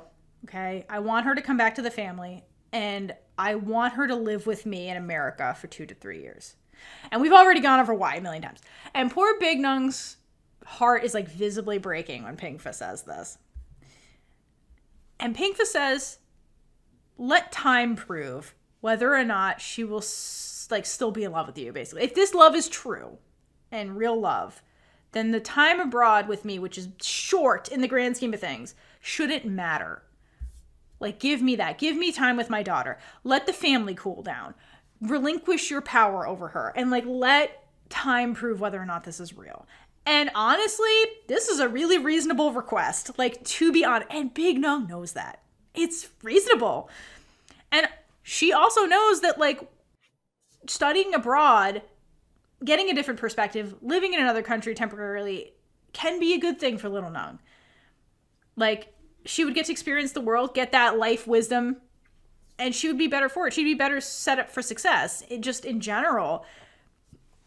But she's terrified of losing Little Nueng. And with this scenario, that becomes a very real possibility, right? So, like, relinquishing her control could come at the cost of losing Big Nueng, which is what the family's banking on. This whole situation just kind of sucks because, again, we can see it from Pinka's point of view. And, like, well, not Chet's and them, no. But, like, Pinka wants her daughter. We know that. And I get where it's coming from. And you said, like, it's not that long in the grand scheme of things. But to Little Nueng, it is long because she's 22 right now. I did the math because, of course, I did. And it's going to be 12% of her life if she's there for 3 years. Which, it doesn't sound like a lot, but when you're that young and, like, being ripped away from the person that you love, that's a lifetime. Because who knows what's going to happen in that time. And I feel like they could have started with 6 to 12 months rather than jumping to 2 to 3 years. Like, start smaller so she doesn't feel like her whole life's being ripped away from her. Like, treat it as, like, study abroad instead of finish abroad. Yeah, I don't know what the study abroad things are like, but here's the deal, though. Like, you're in the modern world. Like, you guys can FaceTime constantly and, like, text each other. And, like, it's not like a death sentence where you're like, I will write you letters you know what I mean? Letters that come once a month. I know. They need to watch The Loyal Pin and see how much effort that those two put into each other. And this relationship over, 7 years? Okay. I think the better situation would have been, again, to talk all together and Little Nueng, calmly, okay? Don't just tell her about potential possibilities to allow Little Nueng to discover the world and achieve all the things, like spend time with her mom, figure out what she wants. But, like, work with her rather than telling her, because now she's going to be defensive right away. Well, yeah. But, like, I think your points are valid, like, again, from Little Nueng's perspective. But, like, that's the problem. And I do think this is very reasonable what Pinka is asking because, like, sure, again, what's Big Nueng's fear? You say this now, But people change over time. We've watched Big Nueng change the whole show. People change. She's like, you could fall out of love with me and regret choosing me when you were young and didn't know any better. But if you knew and you experienced stuff and go, oh, I definitely don't want this. I did want that. I think Big Nueng would, like, you know, feel better about that. Because then to, like, hear later that Little Nueng's like, I resent you because of all, like, you know what I mean? Like, that's a very real possibility that Little Nueng can't see because she's young and naive. Yeah. No, so, like, she doesn't know what's out there. And, like, it's easy to see both sides to that. And this is also coming from Pinka, who's like, I did go live abroad. I was given different advantages in life because I did that. It did open my eyes. I did see a new perspective, and I think that's important, and I want my daughter to do that. Again, not unreasonable. Like, yeah, she had no choice in the matter, but she's like, it was ultimately a good thing, and it's not something I chose and not something I knew I needed at 16, but it changed my whole life, and her life is way better now because this thing happened to her. So, like, it worked out for Pinka. So, she's also coming at it from that angle, whereas everybody else is mostly like, the scandal, like, get her away from Big Nueng. But she's like, you don't know what, it's like, you don't know what you don't know is the thing. And so, like, young people don't know what they don't know because how can they? Your world is small. You only see things, you know what I mean? Like, yeah, it's true. Because, like, Big Nueng even had that experience by leaving her family. Right. So, like, yeah, anyway. But that's where I still think that 2 to 3 years is a long time because, like, I think back 2 or 3 years. We as humans change every day. That's why I think, like, just take it 6 months at a time. Maybe they can't do that with the school. Okay, and it's that's like, fair. That's go fair. get your math. Because, like, okay, transferring credits is a huge pain in the ass. Like, I had to do that when I changed schools and I lost credit. So, like, it would be a waste for Little Nueng to have to keep doing that. You know what I mean? Like, they're like, go finish your graduate study. That's where she's at now in school. And they're like, finish your school here, get the degree, then you can do whatever you want. That's not unreasonable. And, like, there are breaks in school, you know, like, as Big Nueng is allowed to visit. Because, like, in my head, I'm thinking, like, she has to be, like, no contact with Big Nueng throughout this whole time. Well, okay, this is a misunderstanding that's happening. They are not saying no contact. They're saying physically stay away from her. Let her make up her own mind. Let her experience stuff. We're not saying no contact. That's not what's being said in these, very deliberately. It's not being said here at this stage. So, okay. Anyway. But truly, 2 to 3 years is really nothing. I say that as somebody in their 30s who elected to do residency training for 2 years. And those 2 years feel like 5 years, each one of them, because they're insane and they're very hard. But that was nothing. It's nothing. It's temporary. Once it's over, and you get to live your life. Like, it's really temporary. Like, you don't even know what's happening. And if you're in school, like, really doing school, you don't have time for anything else anyway. Like, it's temporary. You can get through it. It's true. Nothing. Like, no, school flew by. Like, it's been 9 years since I started college. Like, it's insane how years pass. Right. It's nothing. Big Nueng would be the one that suffers the most because she's not in school. Time is passing at a snail's pace for her. It would be harder for her than it would be for Little Nueng, honestly. And I'm just picturing Little Nueng going to draw and, like, not even, like, looking. And then all of a sudden, it, like, the painting is Big Little Nueng. And, like, she just has, like, 100 Little Nuengs in the studio because, like, that's all she's subconsciously painting. Oh, that would get worse. Anyway, let's get on with the scene. Okay, so Pinka asks if Big Nueng can do this. Like, can you let her come live with me? And classically, Big Nueng answers this by not answering this, and instead takes a healthy 2 seconds to process what Pinka just said before asking Pinka, do you want your daughter to come live with you?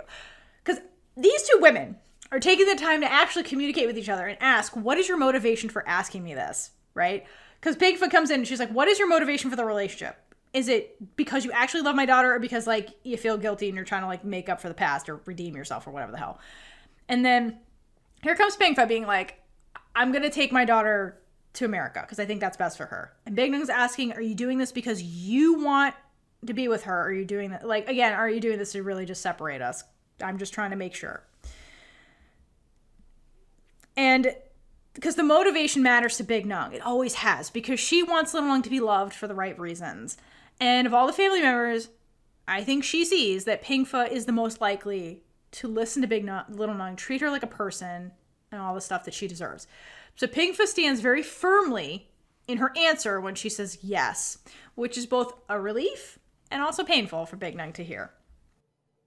Because she's also the only one who's actually wanted Little Nueng. Like, because from the beginning. Yeah, that, and Big Nueng is like, if this is genuine, then she's going to agree to it. So she's like, I am going to lose. Like, this is really going to happen, basically. She's not going to fight Pinka on this. Then Pinka transitions into mom mode and says, I'm shocked that my daughter is dating my friend. But are you? It's Big Nueng. You should be proud of your daughter for getting the one that got away. Great use of the word friend. There could be many different titles in the place of that. But anyway. Then she says to Big Nueng that she's sorry that everything turned out this way, because she loves her daughter, and she's like, I'm not going to sit by when my daughter potentially makes a huge mistake. Because, again, like I've said, Little Nueng is young, and if she is making a mistake right now, she can't see it because she's young and she doesn't know what she doesn't know.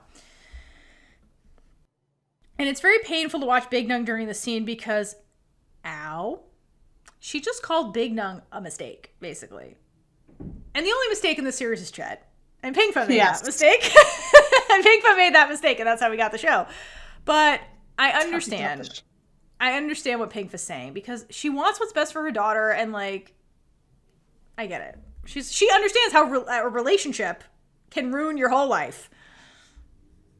Potentially. And, you like, again, Pinka got with Chet back then. She didn't know that was going to change her entire life. Like, she didn't know that that was a mistake until it happened. And then she's like, oh, fuck. Like, I'm sure if she could turn back time, she'd stay away from Chet. You know what I mean? That ruined her, it changed her entire life. You know what I mean?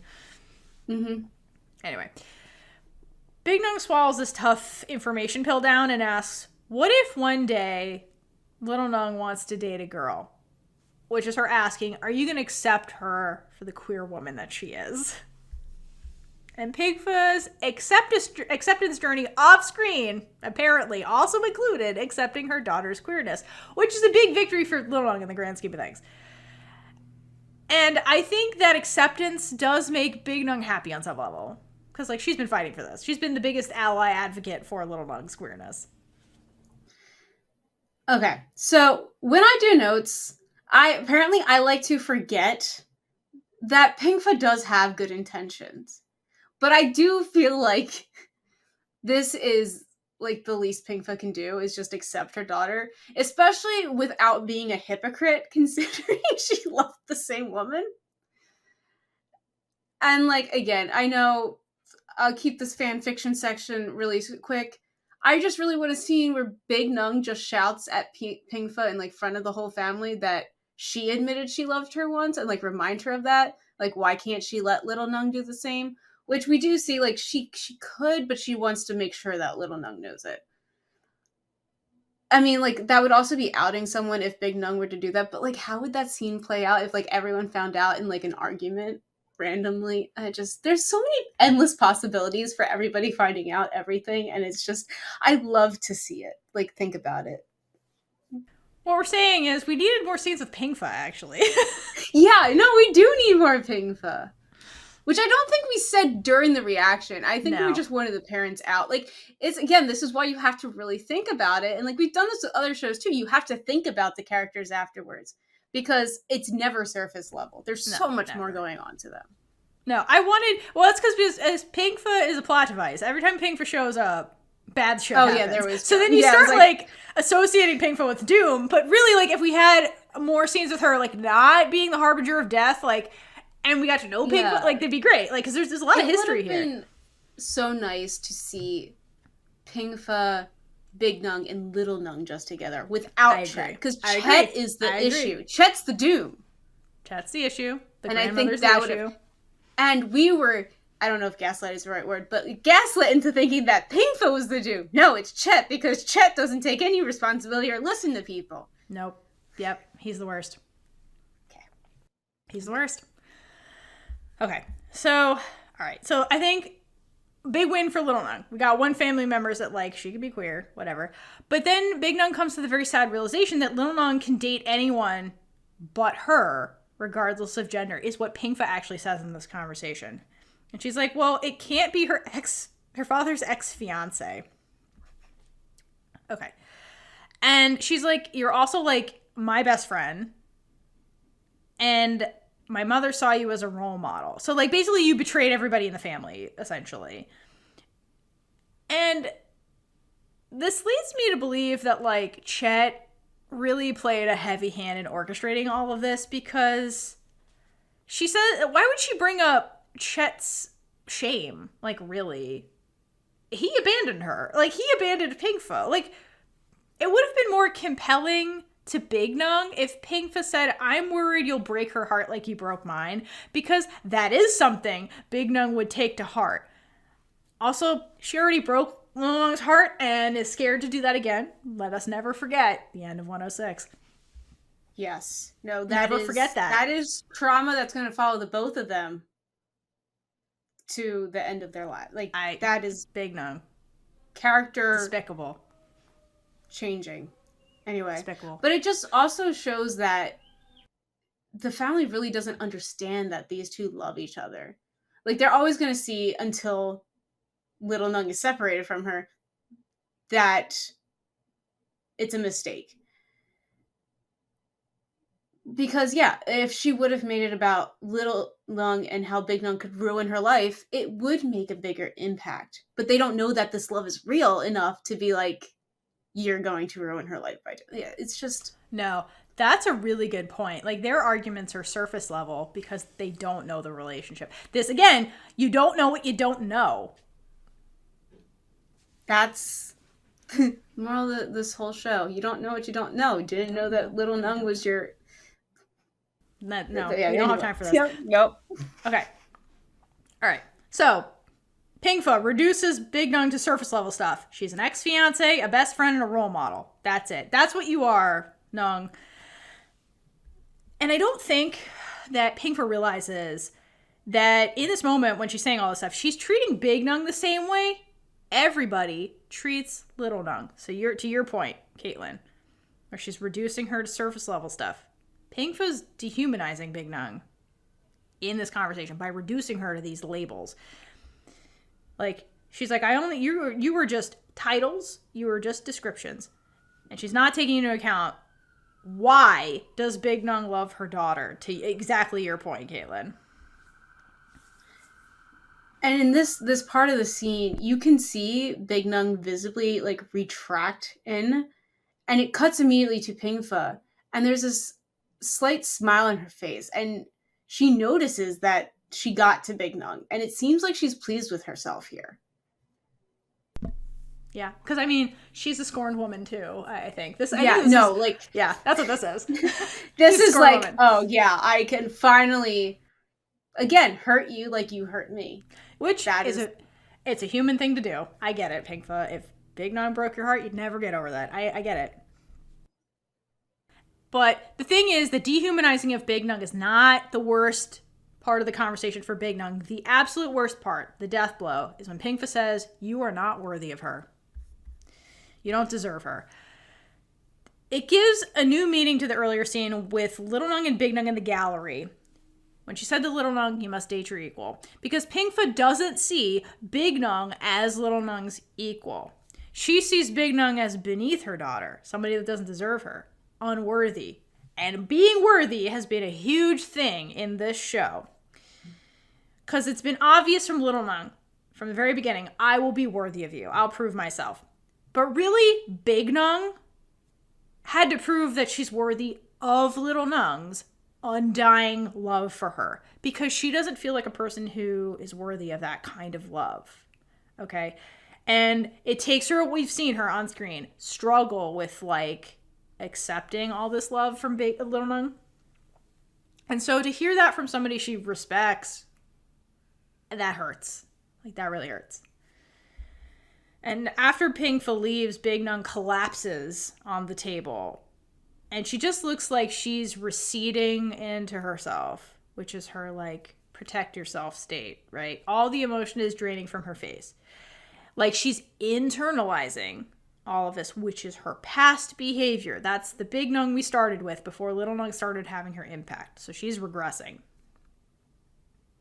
And the tears start hovering, but she doesn't let them fall. Some fight left in her. Faye. Let's just talk about Faye for a second. She does an excellent job of making the audience feel. Like, you feel Big Nueng's emotions just by looking at her face. And I don't know if it's my own mental health or what, but it definitely feels like Big Nueng is on the verge of a panic attack. Because, like, there's so much coming at her all at once. Multiple people. She cannot escape all of her insecurities being thrown at her. That is a lot. It's so much. It's so much. And, like, you see her being worn down just by these two conversations with these two people, how she's and she doesn't fully recover. Like, after the first battle with Chet, she doesn't fully recover from it.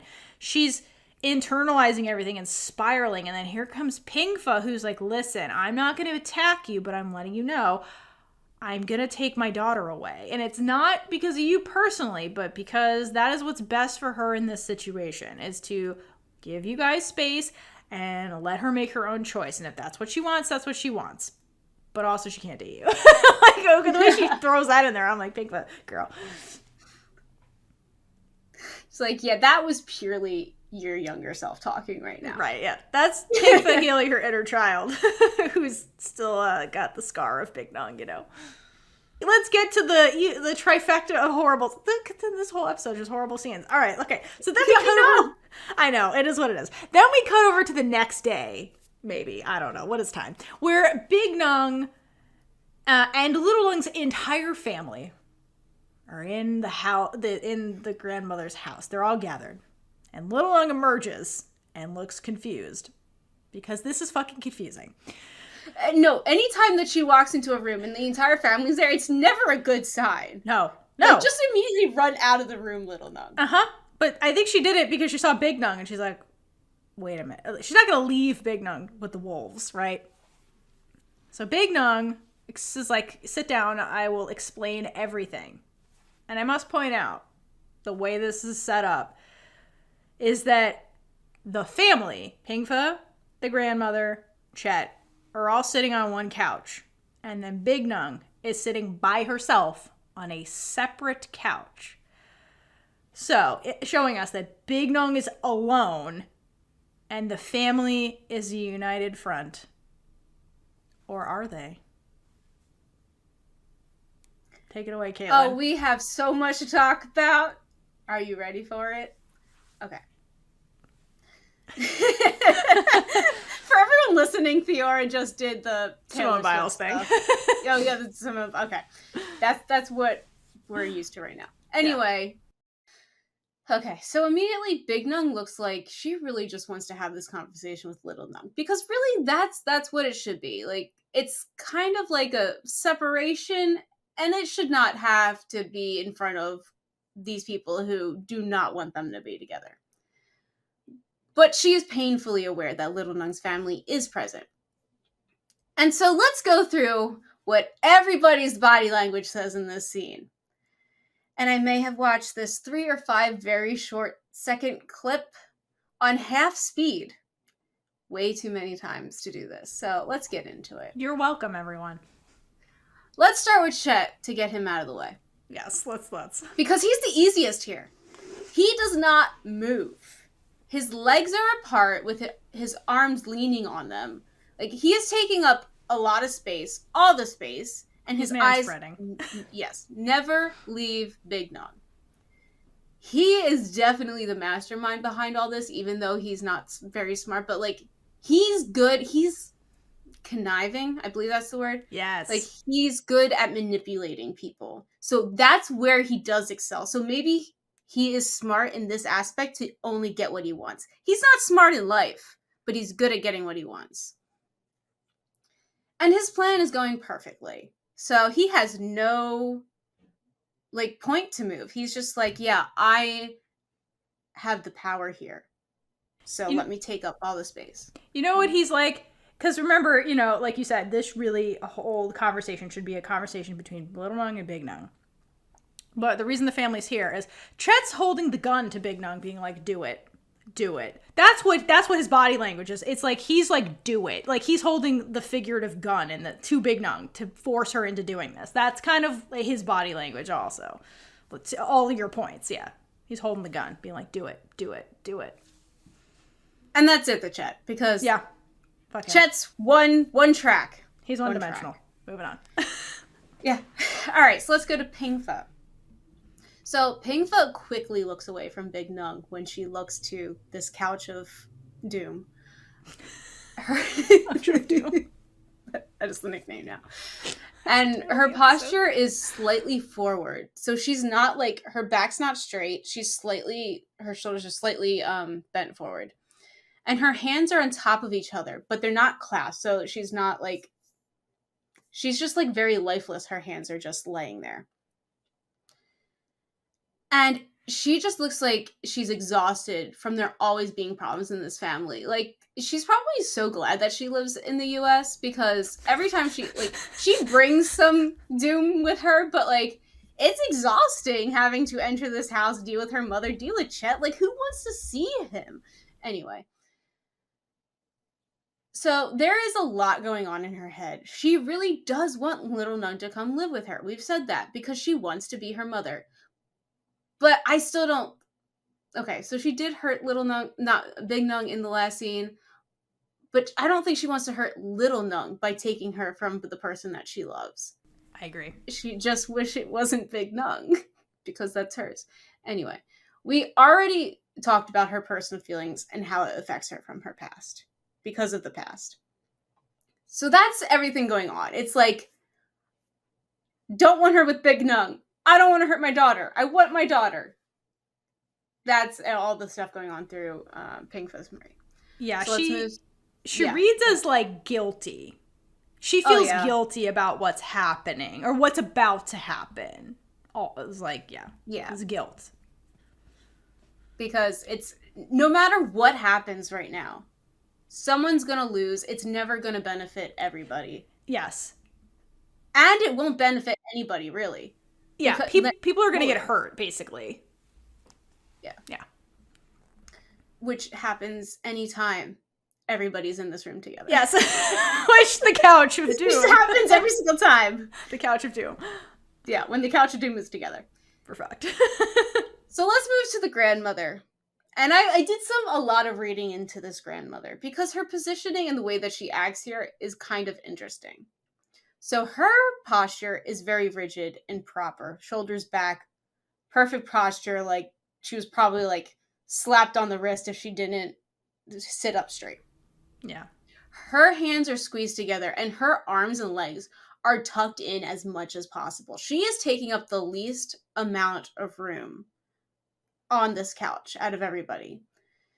She tries to hold eye contact with Big Nueng, and it looks like she does, like, stay with eye contact like Chet does, but she does retreat a bit and starts to lose her rigid posture, and she looks away from Big Nueng, and it's very, very quick.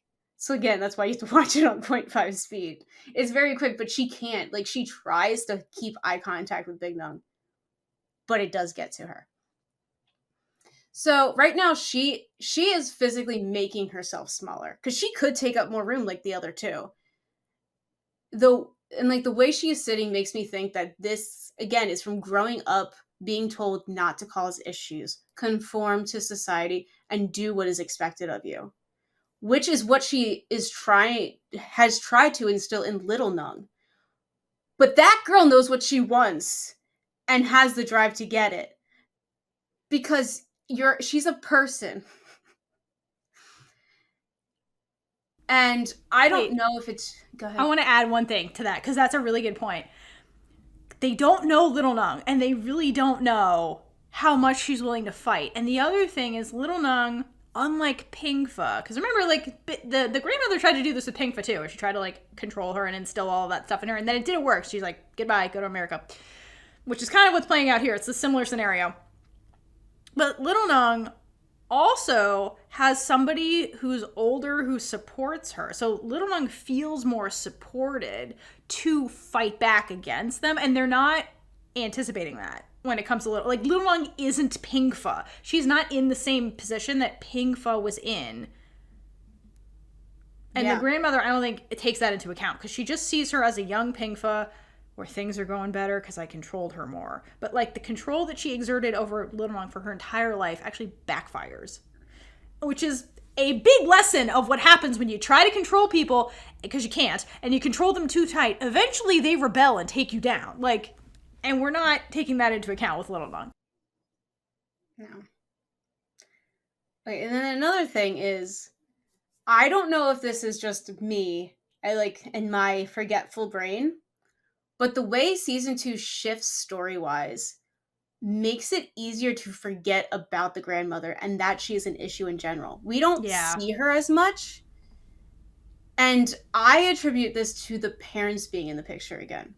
Like, granted, Pinka's not really in Thailand, but she's still a force here, and like Chet kind of takes the place because he's enough for the both of them. I kind of wish Pinka was there more than Chet, but I agree. Yeah. Wait a minute. I'm sorry. Could you imagine? I'm sorry. We had to break up the sadness. Could you imagine the conversation that went down with Yui when they were dating with Pinka instead of Chet? Remember the conversation where Sam was there and we forgot Sam was there? Mm-hmm. And the you're dating my daughter conversation? Imagine if that was Pinka instead of Chet. That would have been amazing. Because, like... You'd be like, hell yeah! I think there'd be confusion. And then, like... I think she would pick up on the obvious flirting between Big Nueng and Little Nueng. Oh, yeah. And she'd she be like, wait a minute. Yeah, exactly. Like, that would have been amazing. The show would have been over so much faster if that was Pinka, who's like... Oh, yeah. No, if Chet was still... minute. Like, I mean, he's still the deadbeat. But, like... the fact that Chet came back now that she's an adult, it really pisses me off. Obviously, we talk so much about it, but I kind of want an alternate universe where Pinka is the one that was around. But again, she wasn't allowed to be because of the grandmother. I know. And this would be a totally different story. It's also, what if Pinka raised Little Nueng? I was just thinking would Little Nueng have found Big Nueng? Right. It's because she was oppressed. That is the reason she was seeking escapism and was at the market where she's found Big Nueng. It's because of all of this that she found it. So really, this is her family's fault that she found Big Nueng. And like, if Pinka actually raised her and stayed in Thailand, would Big Nueng and Pinka still be friends? That is the question. Would they still have would Little Nueng and Big Nueng still end up? Like, that would be a messier situation, I kind of feel like. There's so many possibilities. I know. That's why fan fiction, I'm so glad it exists. I will go check what exists. I'm curious about so many ample opportunities. Anyone, if you're listening, feel free to take it and run. I want to read it. I don't have time to write it again. Like, we say this all the time. We want to read it. So take the ideas and run. Also, you can outline it in the comments so we can see your thoughts. Oh, yeah. How would that play out? We can, Thoughts. How would that it? I love it. I want more. That's basically what it is. Yeah. We're greedy bitches. The story is so great that we want more. It's so good. Okay. Back to the grandmother. Thank you. So, with the parents being back in the picture, it's causing an insecurity now for the grandmother. She is feeling like she's losing her child. So, like, she wrote Pinka off immediately as she sent her to the U.S. Like, disowned her. She's no longer a thought. Like, now she's just a problem. Yes. That's a great way of putting that. Yeah, exactly. Now that Chet and Pinka are back, she is a smaller part of Little Nueng's life. And the screenshot depicts this. Because she is smaller in here. Like, she doesn't... Her parents are taking up more space because they're taking up more space in Little Nueng's life. Like, so Chet is taking over. He has the most space. And then followed by Pinka. Not always happily. Like, but then the grandmother is left small with not much to stand on when it comes to telling Little Nueng. And yes, she does use that she's the one who raised her. That's the only thing she has to argue with. The past. So she doesn't really want Little Nueng to go live with Pinka. But the value she was taught makes it so that she doesn't have another choice. Like, she needs to get rid of the problem. But also, she doesn't want to lose her because then it means she failed twice. And she doesn't want to fail. Like, this was her second chance, and it still turned out the same way. Yeah, exactly. Again, this is all from one screenshot. Okay, now we're going on to the positioning in the scene. It's not over yet, folks. Okay, so the grandmother and Chet are closer together, while there is a bigger gap between Pinka and the grandmother. An even bigger gap. It should have been the title of the show. Would have been great. Would have been great. And yes, while the grandmother is feeling like she is losing control, since Chet is the one taking the control, she is trying to align herself with Chet, which is beneficial to him. Okay, so hold on. She's trying to align herself more with him, which is beneficial to him because it just amplifies his ideas. Because he has the control. She wants to take the control. She wants to hold on to it as much as possible. So Chet has the control. Let's go along with him and his ideas. So that way I don't lose everything. Because if Chet's controlling her, I still have a chance to have her in my life, still have her, some sort of control over her. Pinka is separated from this family every day since, again, she lives in the US. She may be Little Nueng's birth mother, but there's always going to be this distance between her and her family because it doesn't look like she's moving back to Thailand anytime soon. I mean, I keep forgetting about this, but she has a fiance in the US. Yeah, she sent up roots. Yeah, so there's always that separation between them, and that's what we're seeing here. And it's just this screenshot is very, very interesting. Yeah. No, like that's all great because now we have to get reacquainted. To your point, we have to get reacquainted with all these actors, and I don't mean like people pretending to be people. I mean like in the play of this conversation of Little Nueng's life, who have kind of been absent for a while because we have been in the love bubble with the Nuengs. And yeah, no, like most of season 2 has been their relationship, love bubble, being together, right? And so it's easy to forget about reality. And now we're coming back into reality. So let's reestablish who all these people are and what their motivations are, because it is important, to your point. Okay. And something else I want to bring up, and what I think is super fucked up about this scenario, I understand why it's happening, but I think it's super fucked up that the family is forcing Big Nueng to have this conversation instead of doing it themselves, because it seems very cowardly to me, because like you're the ones that want this to happen, but you're forcing Big Nueng again to have hard conversations with your family member. Like, they keep putting her in this position where they're like, Big Nueng, you need to do it. And it's like, you do this it. This has been from day one. This is what you want. Like, like poor Big Nueng is always monkey in the middle with these fucking people. And it pisses me off because they are cowardly at the end of the day. And it's annoying. I understand they're like, Little Nueng won't listen to us. Yeah.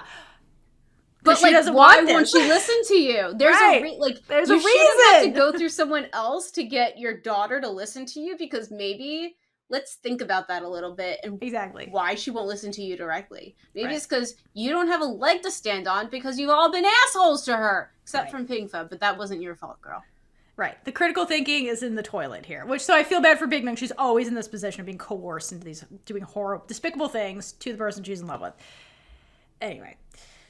So, now, back to the actual scene. So, Little Nueng's sitting on the couch with Big Nueng.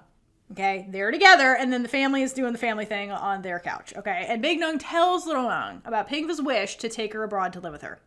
And Little Nueng is very rightfully confused.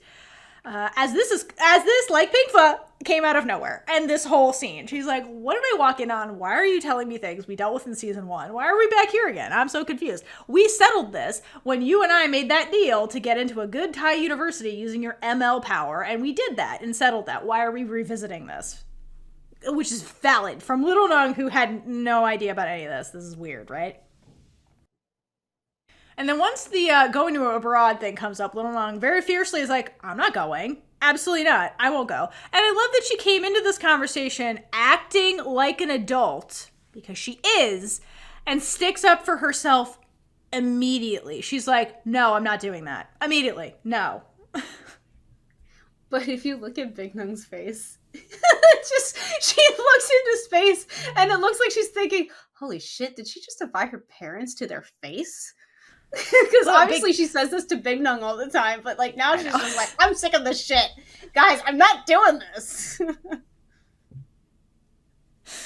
It's true. Like this is also Big Nueng's impact, and that's what I mean. That like Little Nueng feels supported when she has Big Nueng.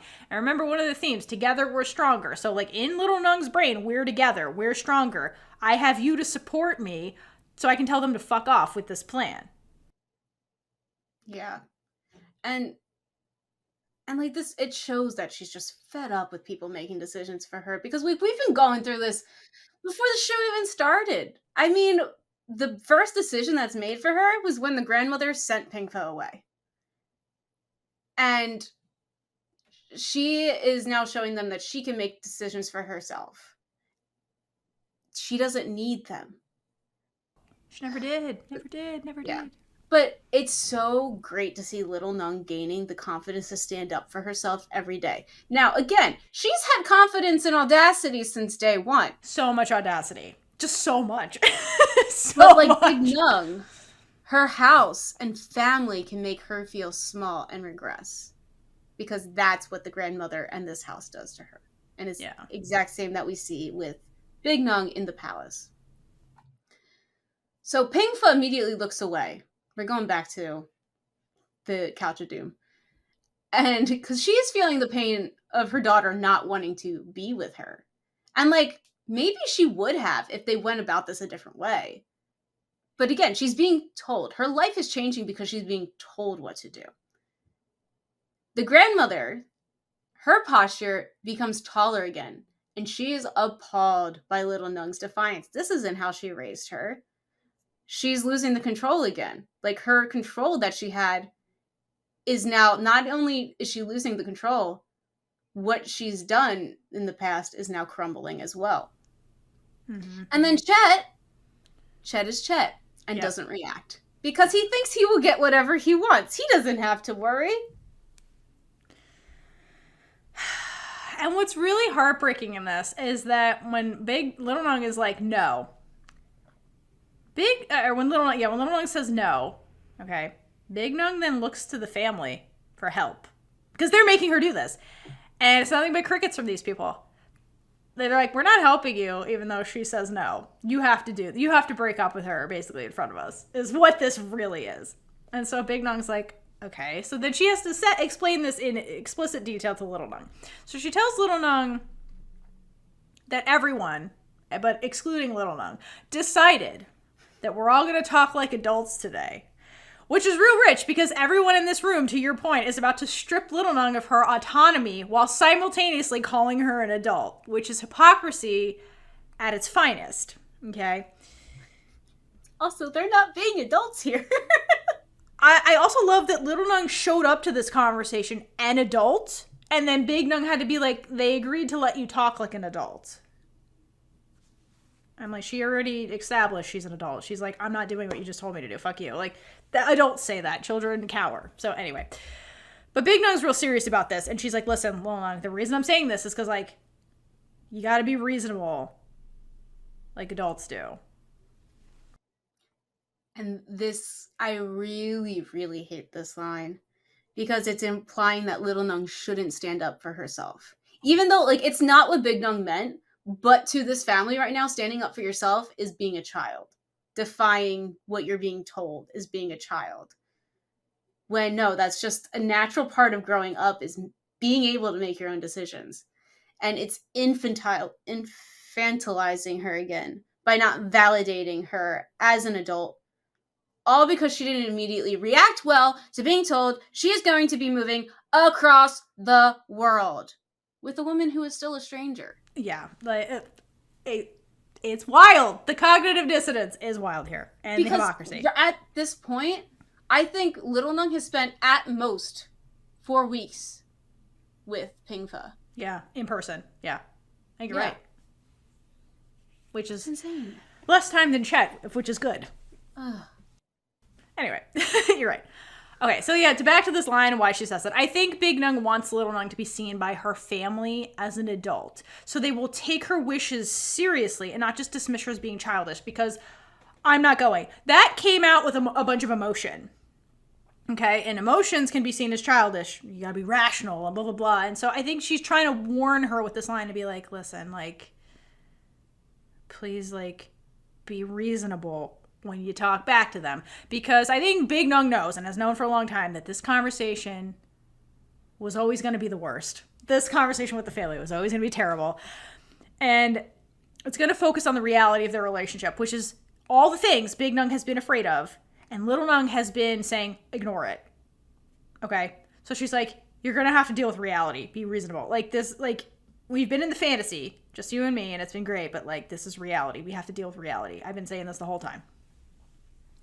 So Big Nueng starts with the rationale for why Little Nueng should go abroad. And she's like, well, staying away from me is going to help you decide what you really want in life, because you are young and inexperienced, and like, you need experiences before you really know what you want, right? You don't know what you don't know. And like, the youth doesn't want to hear that, but like, it's so true. Like, you don't know what you don't know sometimes. And like, you gotta experience things to really know stuff sometimes, okay? Yeah, and I know, like we've said, like the age gap is Big Nueng's biggest insecurity here. And this is technically part of it, but the real insecurity is Little Nueng. I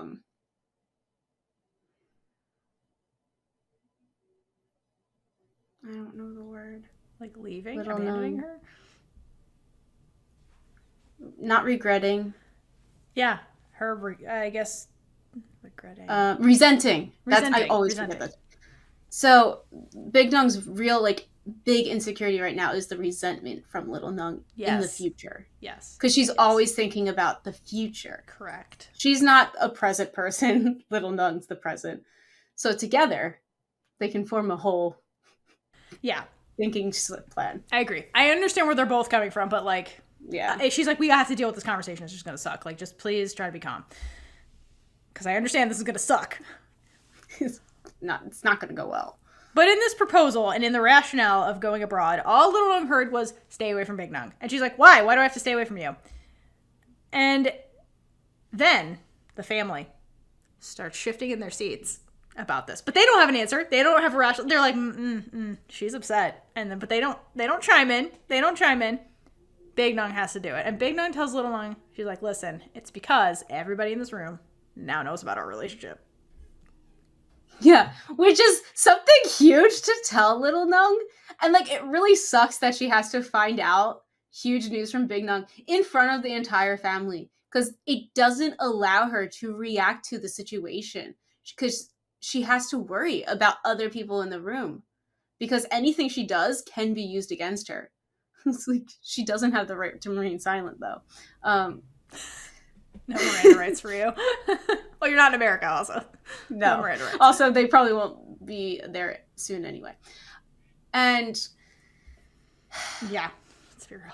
Like, I don't know how this would have happened, because like, it is either the next day or it's like immediately. Well, no, Pinka left her at the art studio, but somehow I wish Big Nueng figured out a way to have a private conversation, because it's so needed with all these like big things. Like, this is way too much to throw on her right now. Not only is she leaving, but they know about it, and that's why this is all happening. I have faith in Big Nueng. She could figure shit out. She could do stuff in secret. Like, yeah, I'm with you. It would have been better if Little Nueng was mentally prepared for this, but I wonder if Pink was like, I'll drive, and then she couldn't contact her. Or if like Big Nueng was like, I want her to be happy for as long as physically possible, and when I talk to her, she's not going to be. So I wonder if it's that. And like, you see the toll that all these conversations keep happening on Big Nueng. I feel like she's like, I don't have the strength to have this conversation twice with her. Because it's gonna, this is breaks her heart. Have to say it again, right? This breaks Big Nueng's heart to even do it now in front of all the audience. Like, imagine to have to do it more than once with her. Like, or she's like, Little Nueng will react poorly. She'll run away. Like, you know what I mean? She's like, I'm worried about her flight response where it's spontaneous and you never know what's gonna happen. And like, what, you know, I'm sure she spiraled, and telling her is one of the thoughts, but you know how when this is the type of person that when she starts, I'm kind of like this. Once you start having, she's more of a pessimist than anything else. Once she starts having dark thoughts, you stay in the dark thoughts, and it's hard to get to the good thoughts. So I think that's how we ended up here. Also, Pinka's probably like, I'm driving you, Nueng, so you can't call her. So I wonder if it was a combination of things like that, but I feel like there has to be like a thing with Pinka. Because again, Pinka knows Big Nueng, so that's like, what I mean. Yeah, there's something. I feel like there's so much that happens off screen that we just have to infer. Yeah, we do. There's a lot going on. That's why we're here hours and hours. Yeah, and poor little Nueng, to your point, is processing this information in real time. And she looks between Big Nueng and the family multiple times. Okay? And puts together what's happening in this room and why Big Nueng is saying this shit. And so the choice being presented to her is my family or Big Nueng. And what does she do? As predicted by Big Nueng, she chooses Big Nueng. So she abruptly stands up and says, I'm definitely not going now that I know what this really is. I'm not going because you're trying to separate me from Big Nueng. That's what this is. And Big Nueng stands up next to Little Nueng while everybody else stays in their seat. Okay, so visually, this looks like solidarity between Big Nueng and Little Nueng. They're on the same team, and the family's not on the same team as them. But if you look at Big Nueng, sorry. I just said cowards, because that's what they look like in this scene. Yeah. Big Nueng looks super worried, because this is the worst, let's be real. And she really wants Little Nueng to agree to this reasonable proposal so they can keep their relationship. And she gets to keep the family, because if the family agrees that after the 2 to 3 years, Little Nueng still chooses you, we won't do anything. So she's like, that way we'll have everybody will be happy, and time will heal the wounds of the past and shit like that, and we can all move on. But Little Nueng's like, absolutely not. I'm not going no matter what. There's nothing you can do to convince me to go. She don't see this way. She sees her autonomy being taken away from her, which it is, and her family denying her the one thing she actually wants in her life, which is Big Nueng. She doesn't want anything else. She's like, I didn't want to go to college. I just want her. And you're denying me the one thing that makes me happy. So what does Chet do? He throws oil on a fire. And he says, you can't decide whether or not you want to go, Little Nueng. You have to go with your mom. So in this moment, in just with one line, Chet removes the illusion that Little Nueng's being seen like an adult, and removes the illusion that there was ever a choice in any of this. You have no choice. You're not an adult. You're my child, and my child is going. Just like that. All gone. All gone.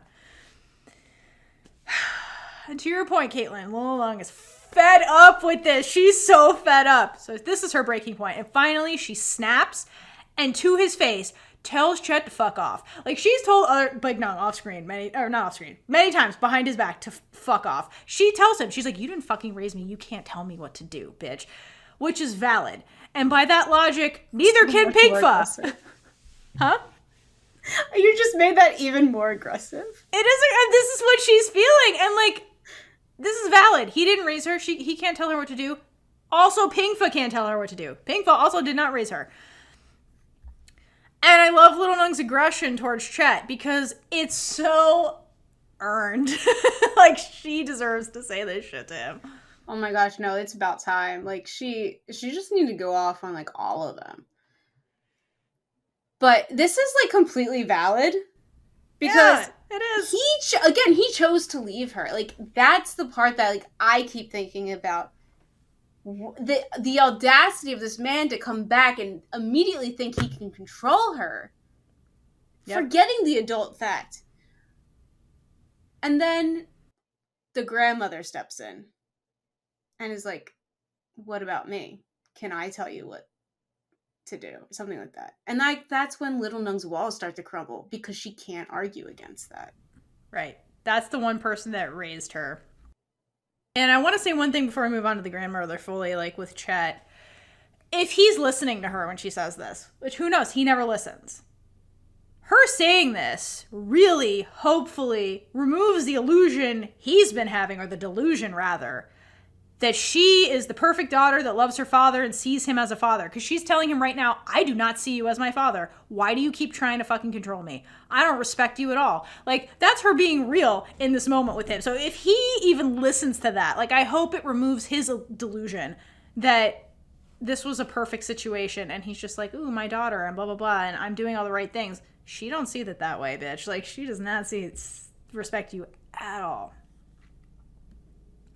All right, so back to the grandmother. So the grandmother's like, do I have the right? I'm the one in the room that actually raised you. And Little Nueng looks so hurt and betrayed by her grandmother. Because you're right, like, by that logic, this woman can tell you, and they're a united front right now. And Little Nueng is like, I'm going to lose. And Big Nueng knows that this cuts Little Nueng real deep because she understands Little Nueng's relationship with her grandmother. It's love and it's twisted. And even though she hurts you, you still love her. And if this was Big Nueng, like young Big Nueng, okay, this would be the part where she flees the palace, leaving everything behind, leaving the family in the dust. And she knows Little Nueng, despite being the fighter of the two of them, has the flight response when things get bad. And she's desperate for Little Nueng not to make that choice because Big Nueng regrets everything that happened when she left the palace. Yeah, she found herself and things worked out, but like she has regrets she'll have forever from making that choice when she was young and didn't know what she didn't know. So Big Nueng takes a deep breath and tries to reason with Little Nueng, and she's like, girl, you gotta accept the truth for what it is. We can't keep running from this. And then we get my favorite monologue from Little Nueng, where she says, this is my life. This is my love. It doesn't matter who doesn't understand. So proud of you, little baby Little Nueng. That's so good. It's so good. The most mature one out of everybody. But she's right. She's like, if I'm an adult, I should be able to make my own choices, is what she's saying to them. See me as a fucking adult, finally. And she starts this monologue by looking at Big Nueng, then shifts her gaze over to the family. And we cut to the grandmother, who looks really disappointed that Little Nueng's making a scene.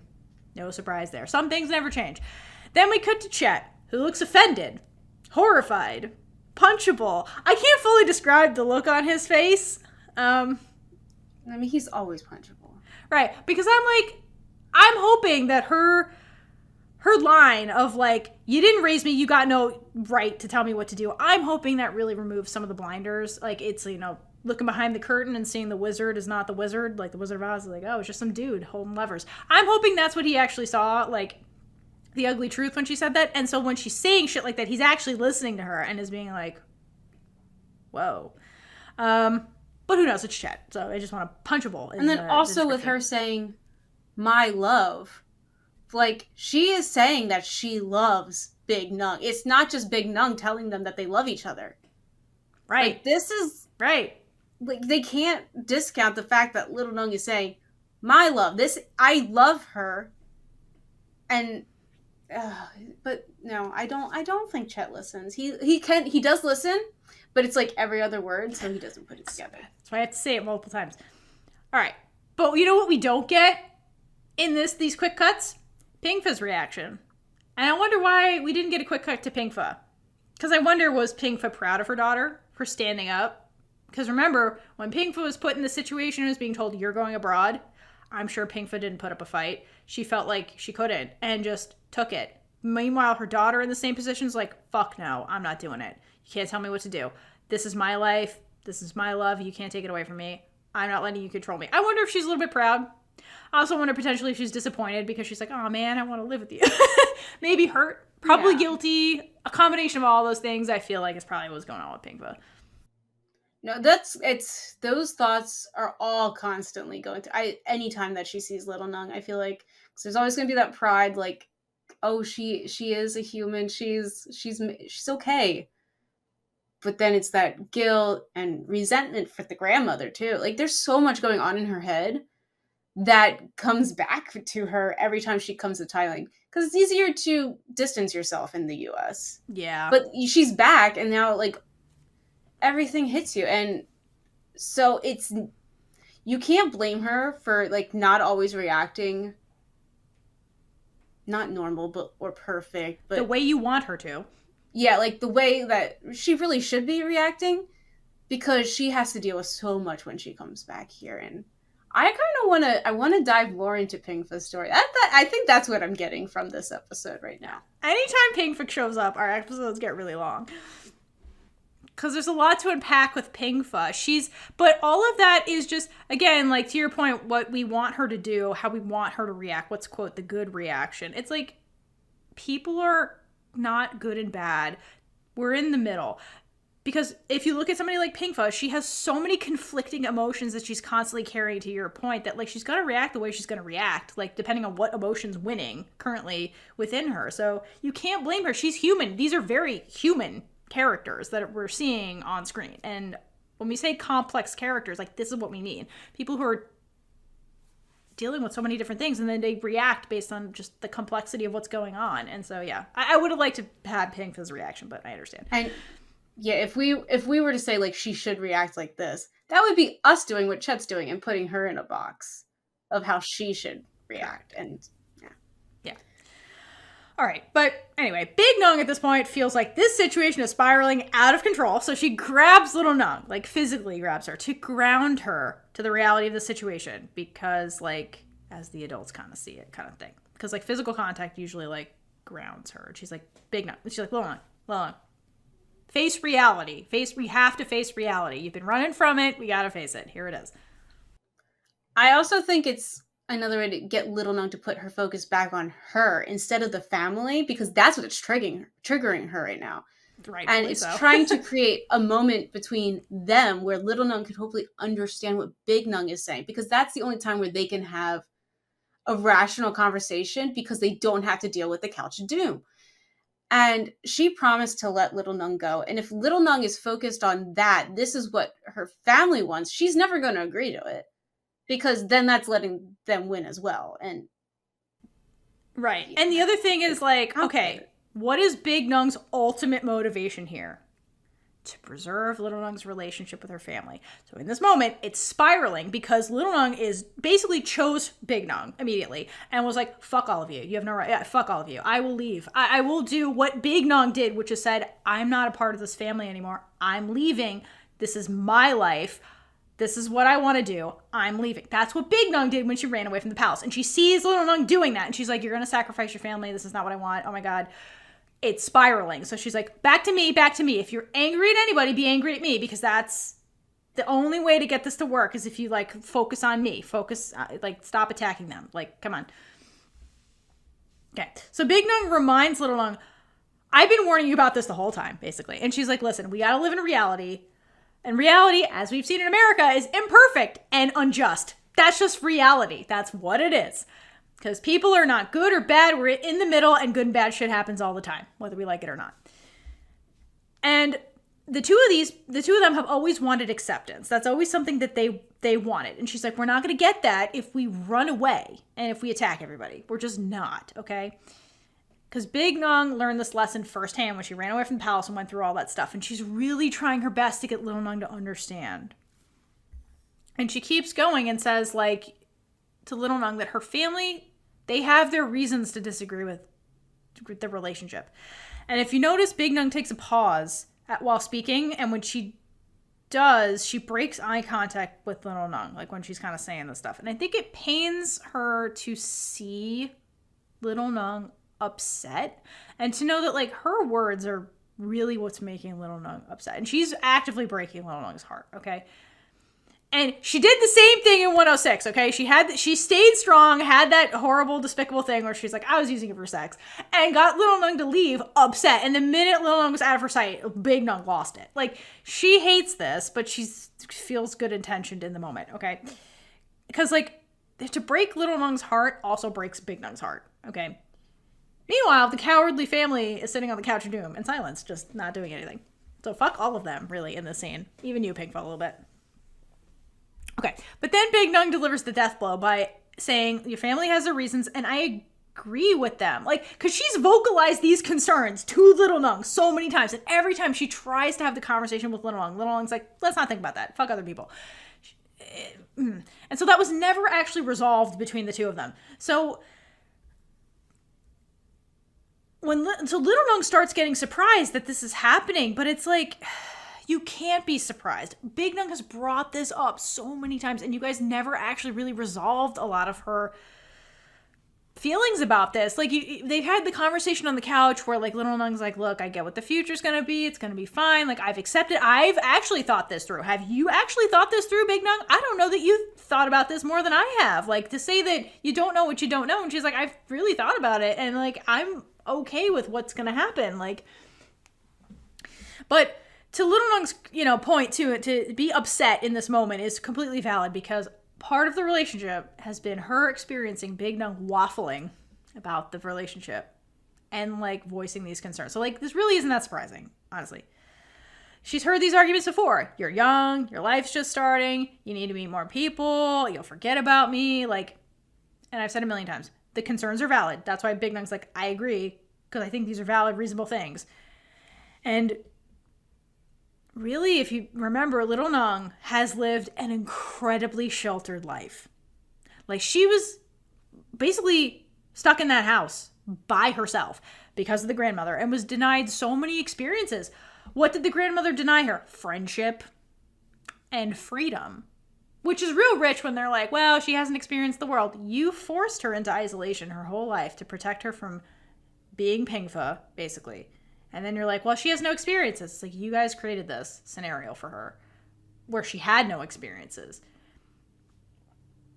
And so finally, like, Little Nueng is on the cusp of freeing herself from the shackles of childhood, right? We're going to let you be an adult in this conversation.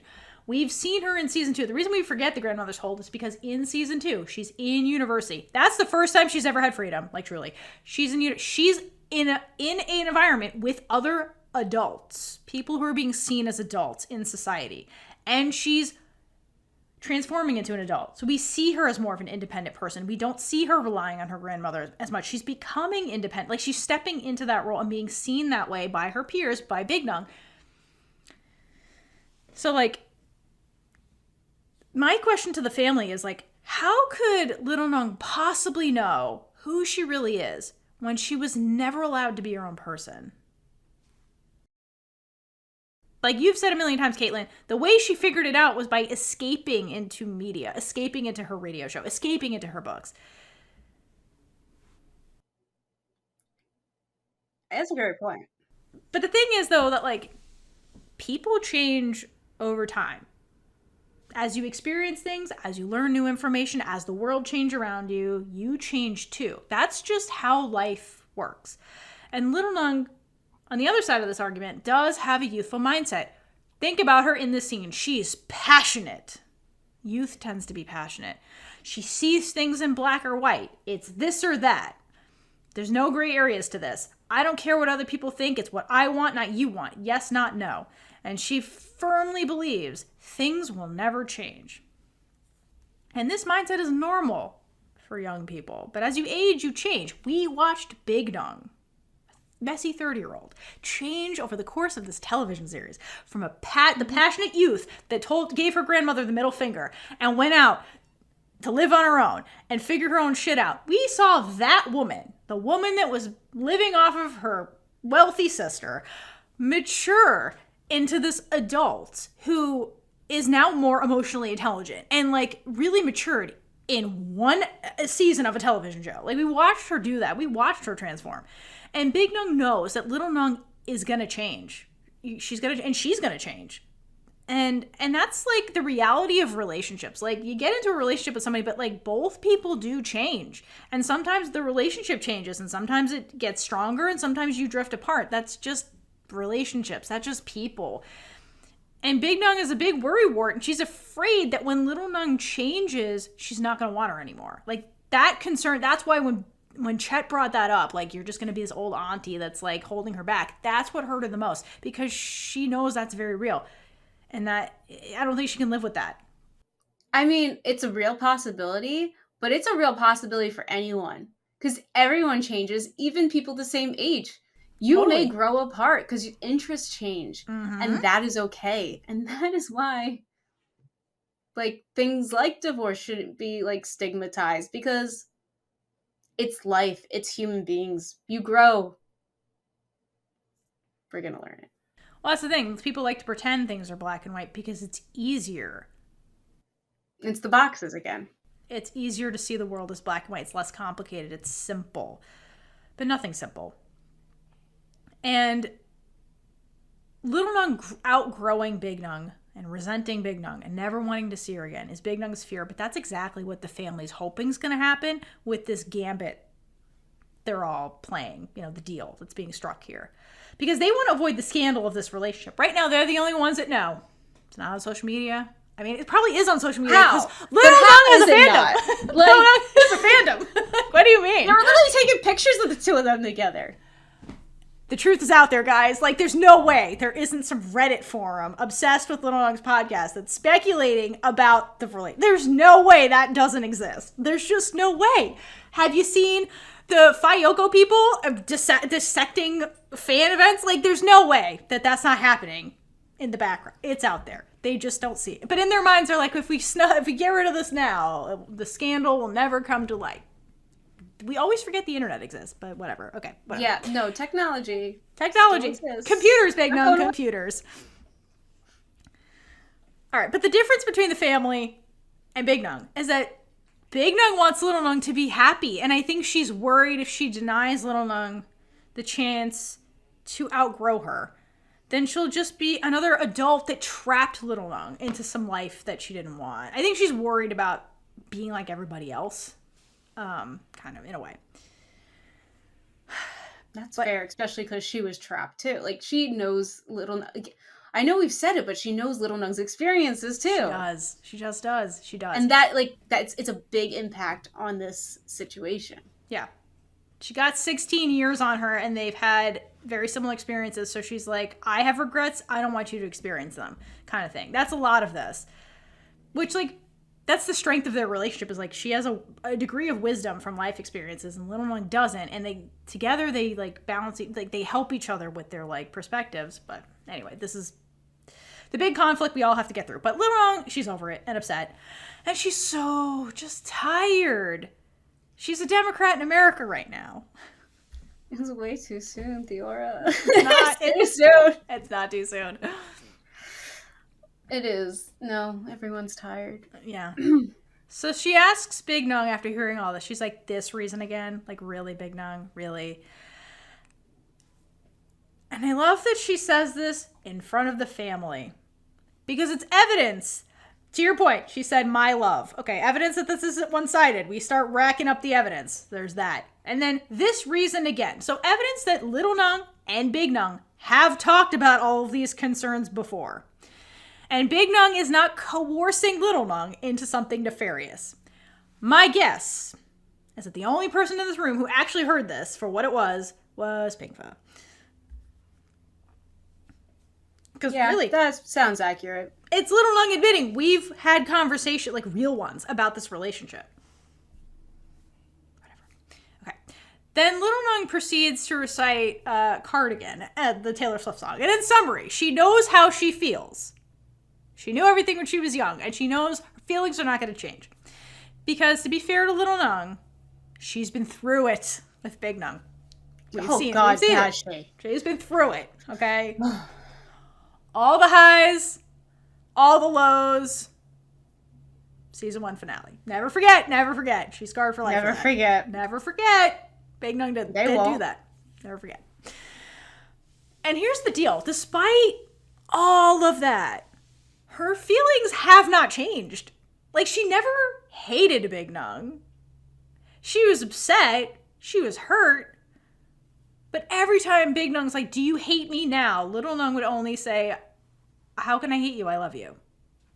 To be fair, they've been through hell, and she still feels the same way. So, like, this is why the other thing is, like, okay, surface level, when you're like, she's young because of her age. She's inexperienced because of her age. In this relationship, they actually went through a lot of experiences, and here they are, even stronger. So, like, to dismiss all of that is actually pretty fucked up, even for Big Nueng. Like, girl, you put her through some hell, and, like, she's still here. She fought to be here. Right! She's constantly fighting to be here, and, like, never gives up, and does love you, despite all this stuff, like, you guys have been through. So, like, she is experienced, and does know what she aged 20 years in this relationship, and she does know what she's saying. So There's that. All right. So after Little Nueng says this, Big Nueng pauses for a second and takes a minute before she speaks, because I think she was, on a personal level, was truly hoping that that's how Little Nueng really feels. Because this is how Big Nueng really feels at the end of the day. It's confirmation that they are actually on the same page, and her gambit, in Big Nueng's mind, the deal she just struck with the family, is going to work. So Big Nueng says, like, if you're so sure your feelings are never going to change, then prove it. Prove it to everybody. Like, stay away from me for a couple of years and prove that your feelings are not going to change. And I think the everybody that she's referring to includes Big Nueng. Oh, yeah. Because at least then the insecurity might still be there. It will still be there, but it's not the most contributing factor. Because they made it through. Right. She needs it for her peace of mind. Otherwise, she's a worry. She will always be the pessimist. She's always going to be thinking about it. Okay. So basically what she's saying is, like, really, what's the harm of being apart to make your family happy and to gain us that acceptance we're looking for? And I've mentioned 2 or 3 years, nothing in the grand scheme of things. You've already reiterated these points. But she said 2 to 3 years too. It's only 2 to 3 years. But like, they can barely be apart for 2 hours. Like, these two are so like joined. Like, it is a big deal. But again, it would feel slow in the second, but then they'd have the rest of their life together. Right. All right. And then Big Nueng's point is like, hey, once we do this and prove it, your family can't do anything anymore. Like, they have to accept us then at that point.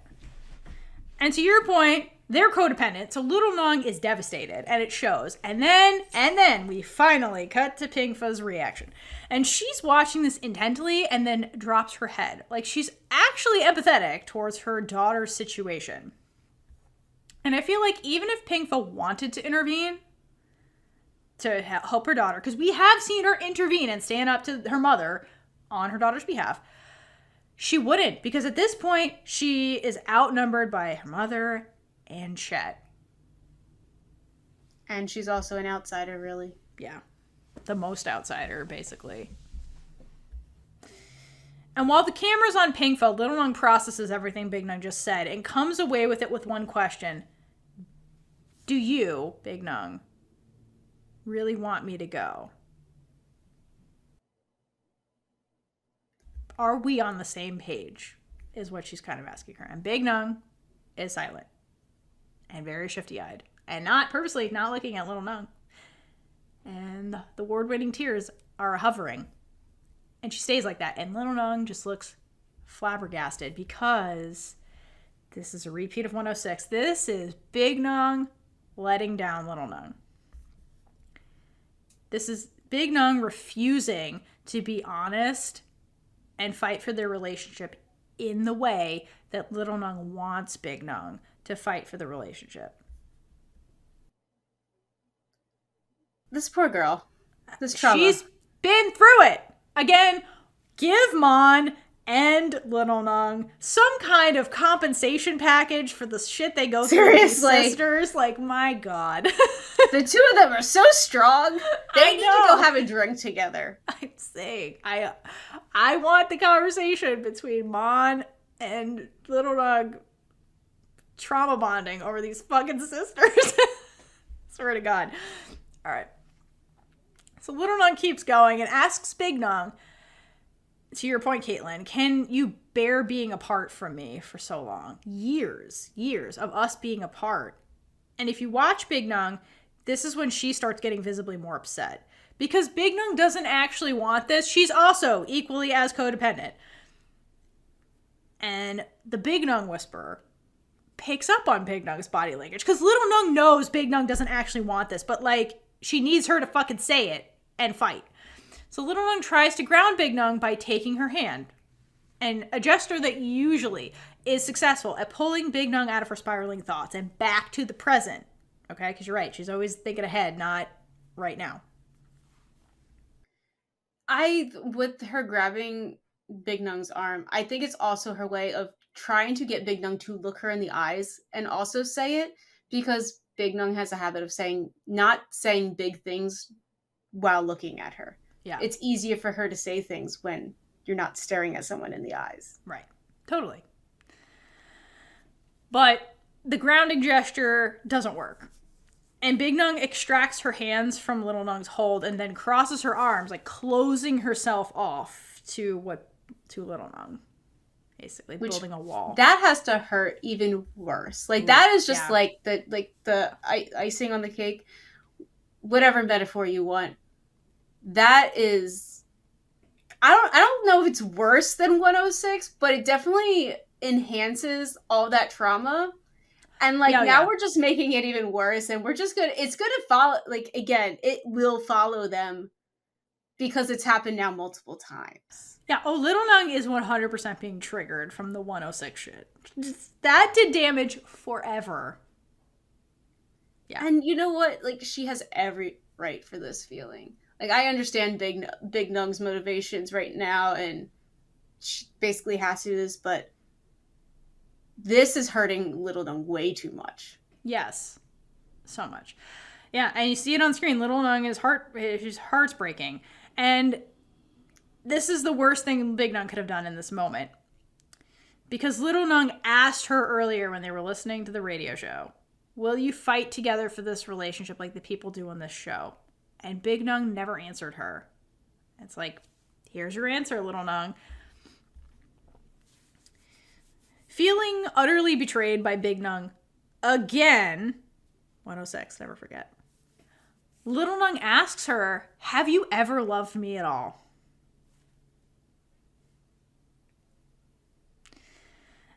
Little Nueng in this scene is actively losing her unshakable belief. So this is like an identity crisis in a way for Little Nueng. Because she's questioning if this relationship was real or fantasy, which is kind of what Pinka did earlier when she confronted Big Nueng. Big Nueng's like, wow, do you think I'm unreliable? This Little Nueng's basically asking her the same thing. And when she asks her this, Big Nueng looks at Little Nueng. Because I wonder if Big Nueng has also been asking herself this question too, but in a different way, where she's been thinking, can this relationship be real? Like, can this relationship actually exist out of the confines of my bedroom, basically? And will these feelings be real for both of us over time? Because if you think about it, like, feelings are new for Big Nueng. Like, she doesn't know if they're just going to disappear one day. You know, like, she also is, like, she's scared. She's a scared person. This is all very new to her, and she doesn't know what to do. And she's supposed to be the older one that knows what she's doing, and she doesn't, and that's why she, like, fumbles so many things, like, which is a very human thing to do. And also, like, so much has changed in her life, like, between, like, so many... I mean, her parents aren't in her life. The grandmother, like, there's so much change. Yes. That you never know what's going to happen. And it's scary. It's the unknown. And yeah, she probably has a fear of the unknown a little bit as well at this point, because girl, they just need a little bit of security for once. Yeah, I agree. Trauma. Trauma. So at this question, do you love me or did you ever love me? Big Nueng says, I don't know. And it's a good thing we're going to be separated so I can sort out all these feelings. Okay. So, and the thing is, I think Big Nueng wants to believe in undying love in the future that Little Nueng sees that. I fully believe that. But she's not a blind faith type of person. Okay? She needs evidence. She needs to be reassured. She needs all that stuff. But Little Nueng is the blind faith person who's like, they had this conversation earlier where she was like, they were listening to the radio show, and Little Nueng was basically like, I'm scared too. I know you're scared. I'm scared too, but the only thing I'm really afraid of is I'm going to lose you.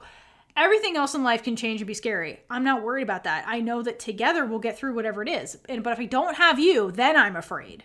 Kind of thing. And Big Nueng's like, I'm afraid of everything. All of the things. She's very afraid of stuff. All right. But Little Nueng has this unshakable belief, right? And she can't believe that after everything all the things they've been through, after all of Big Nueng's love confessions and don't leave me's, that Big Nueng would say something like this. Like, that's devastating for her to hear. Well, they just backtracked the entire relationship, basically. Yeah. And so Little Nueng says, so you're saying that after all this bullshit, you still don't know how you feel. You don't know what's in your own heart after all of everything we've been through. Which is unbelievable, honestly, because it's not true. It's like that's why she's flabbergasted. It's like, you're lying to me right now. Like, you're lying to me actively. And then we get a repeat of 201, where Little Nueng basically tells Big Nueng she's disappointed that she's not fighting by her side. And then she does the thing where she pokes Big Nueng, and Big Nueng takes that step back because she pushed her so forcefully. Because that's what happened in the 202 hallway fight. She called her a monster. She poked her. She's doing it again here. Because that's how you know that Little Nueng is really upset. And again, this is like another example of their responses where Little Nueng is fight, Big Nueng's flight, and with the Couch of Doom being there, it's making this even more stressful. Like, this girl wants to get out of there. I would want to get out of there. I want to get out of the scene. Right.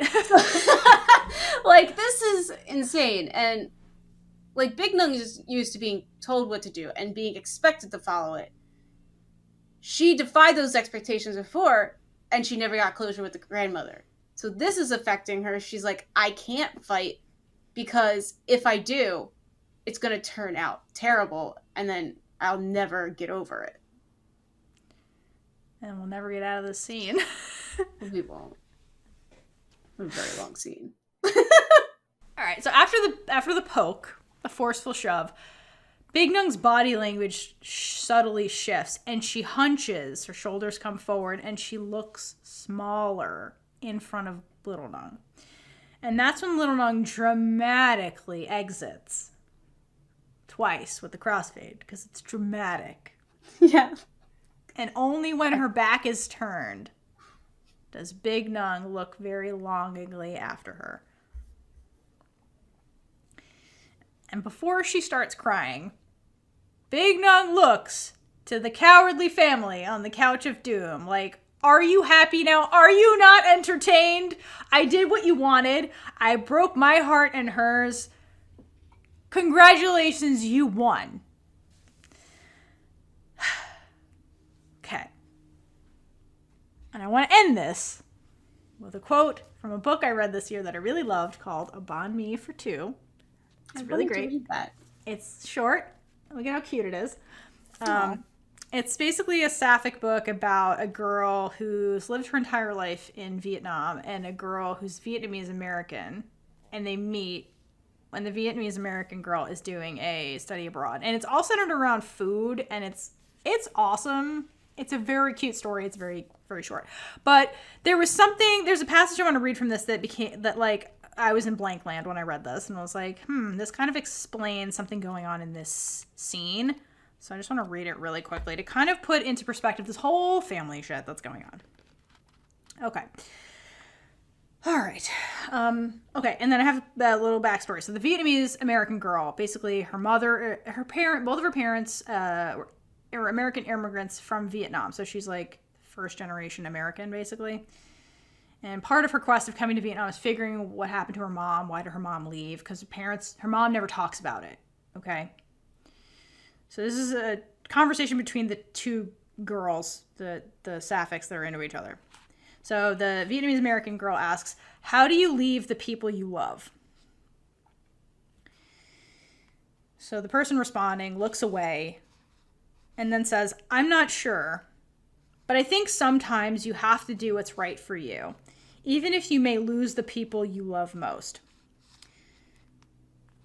Sometimes when Lan, that's the girl that lives in Vietnam, speaks of these things, I can't help but wonder if she ever thinks about leaving Saigon. It makes me think of Mom, too. If somewhere deep in Mom's heart, she still thinks about the family she has here. If it kills Mom not to see them again. So to me, that really reminded me of like the regret thing that Big Nueng is holding on to. the cost of leaving your family behind when you're doing something that's in your best interest. And like, just like the book, it worked out for the person that made the decision, but like there's a cost to that sometimes is very so painful you don't talk about it because it hurts so badly, which is like kind of the book thing.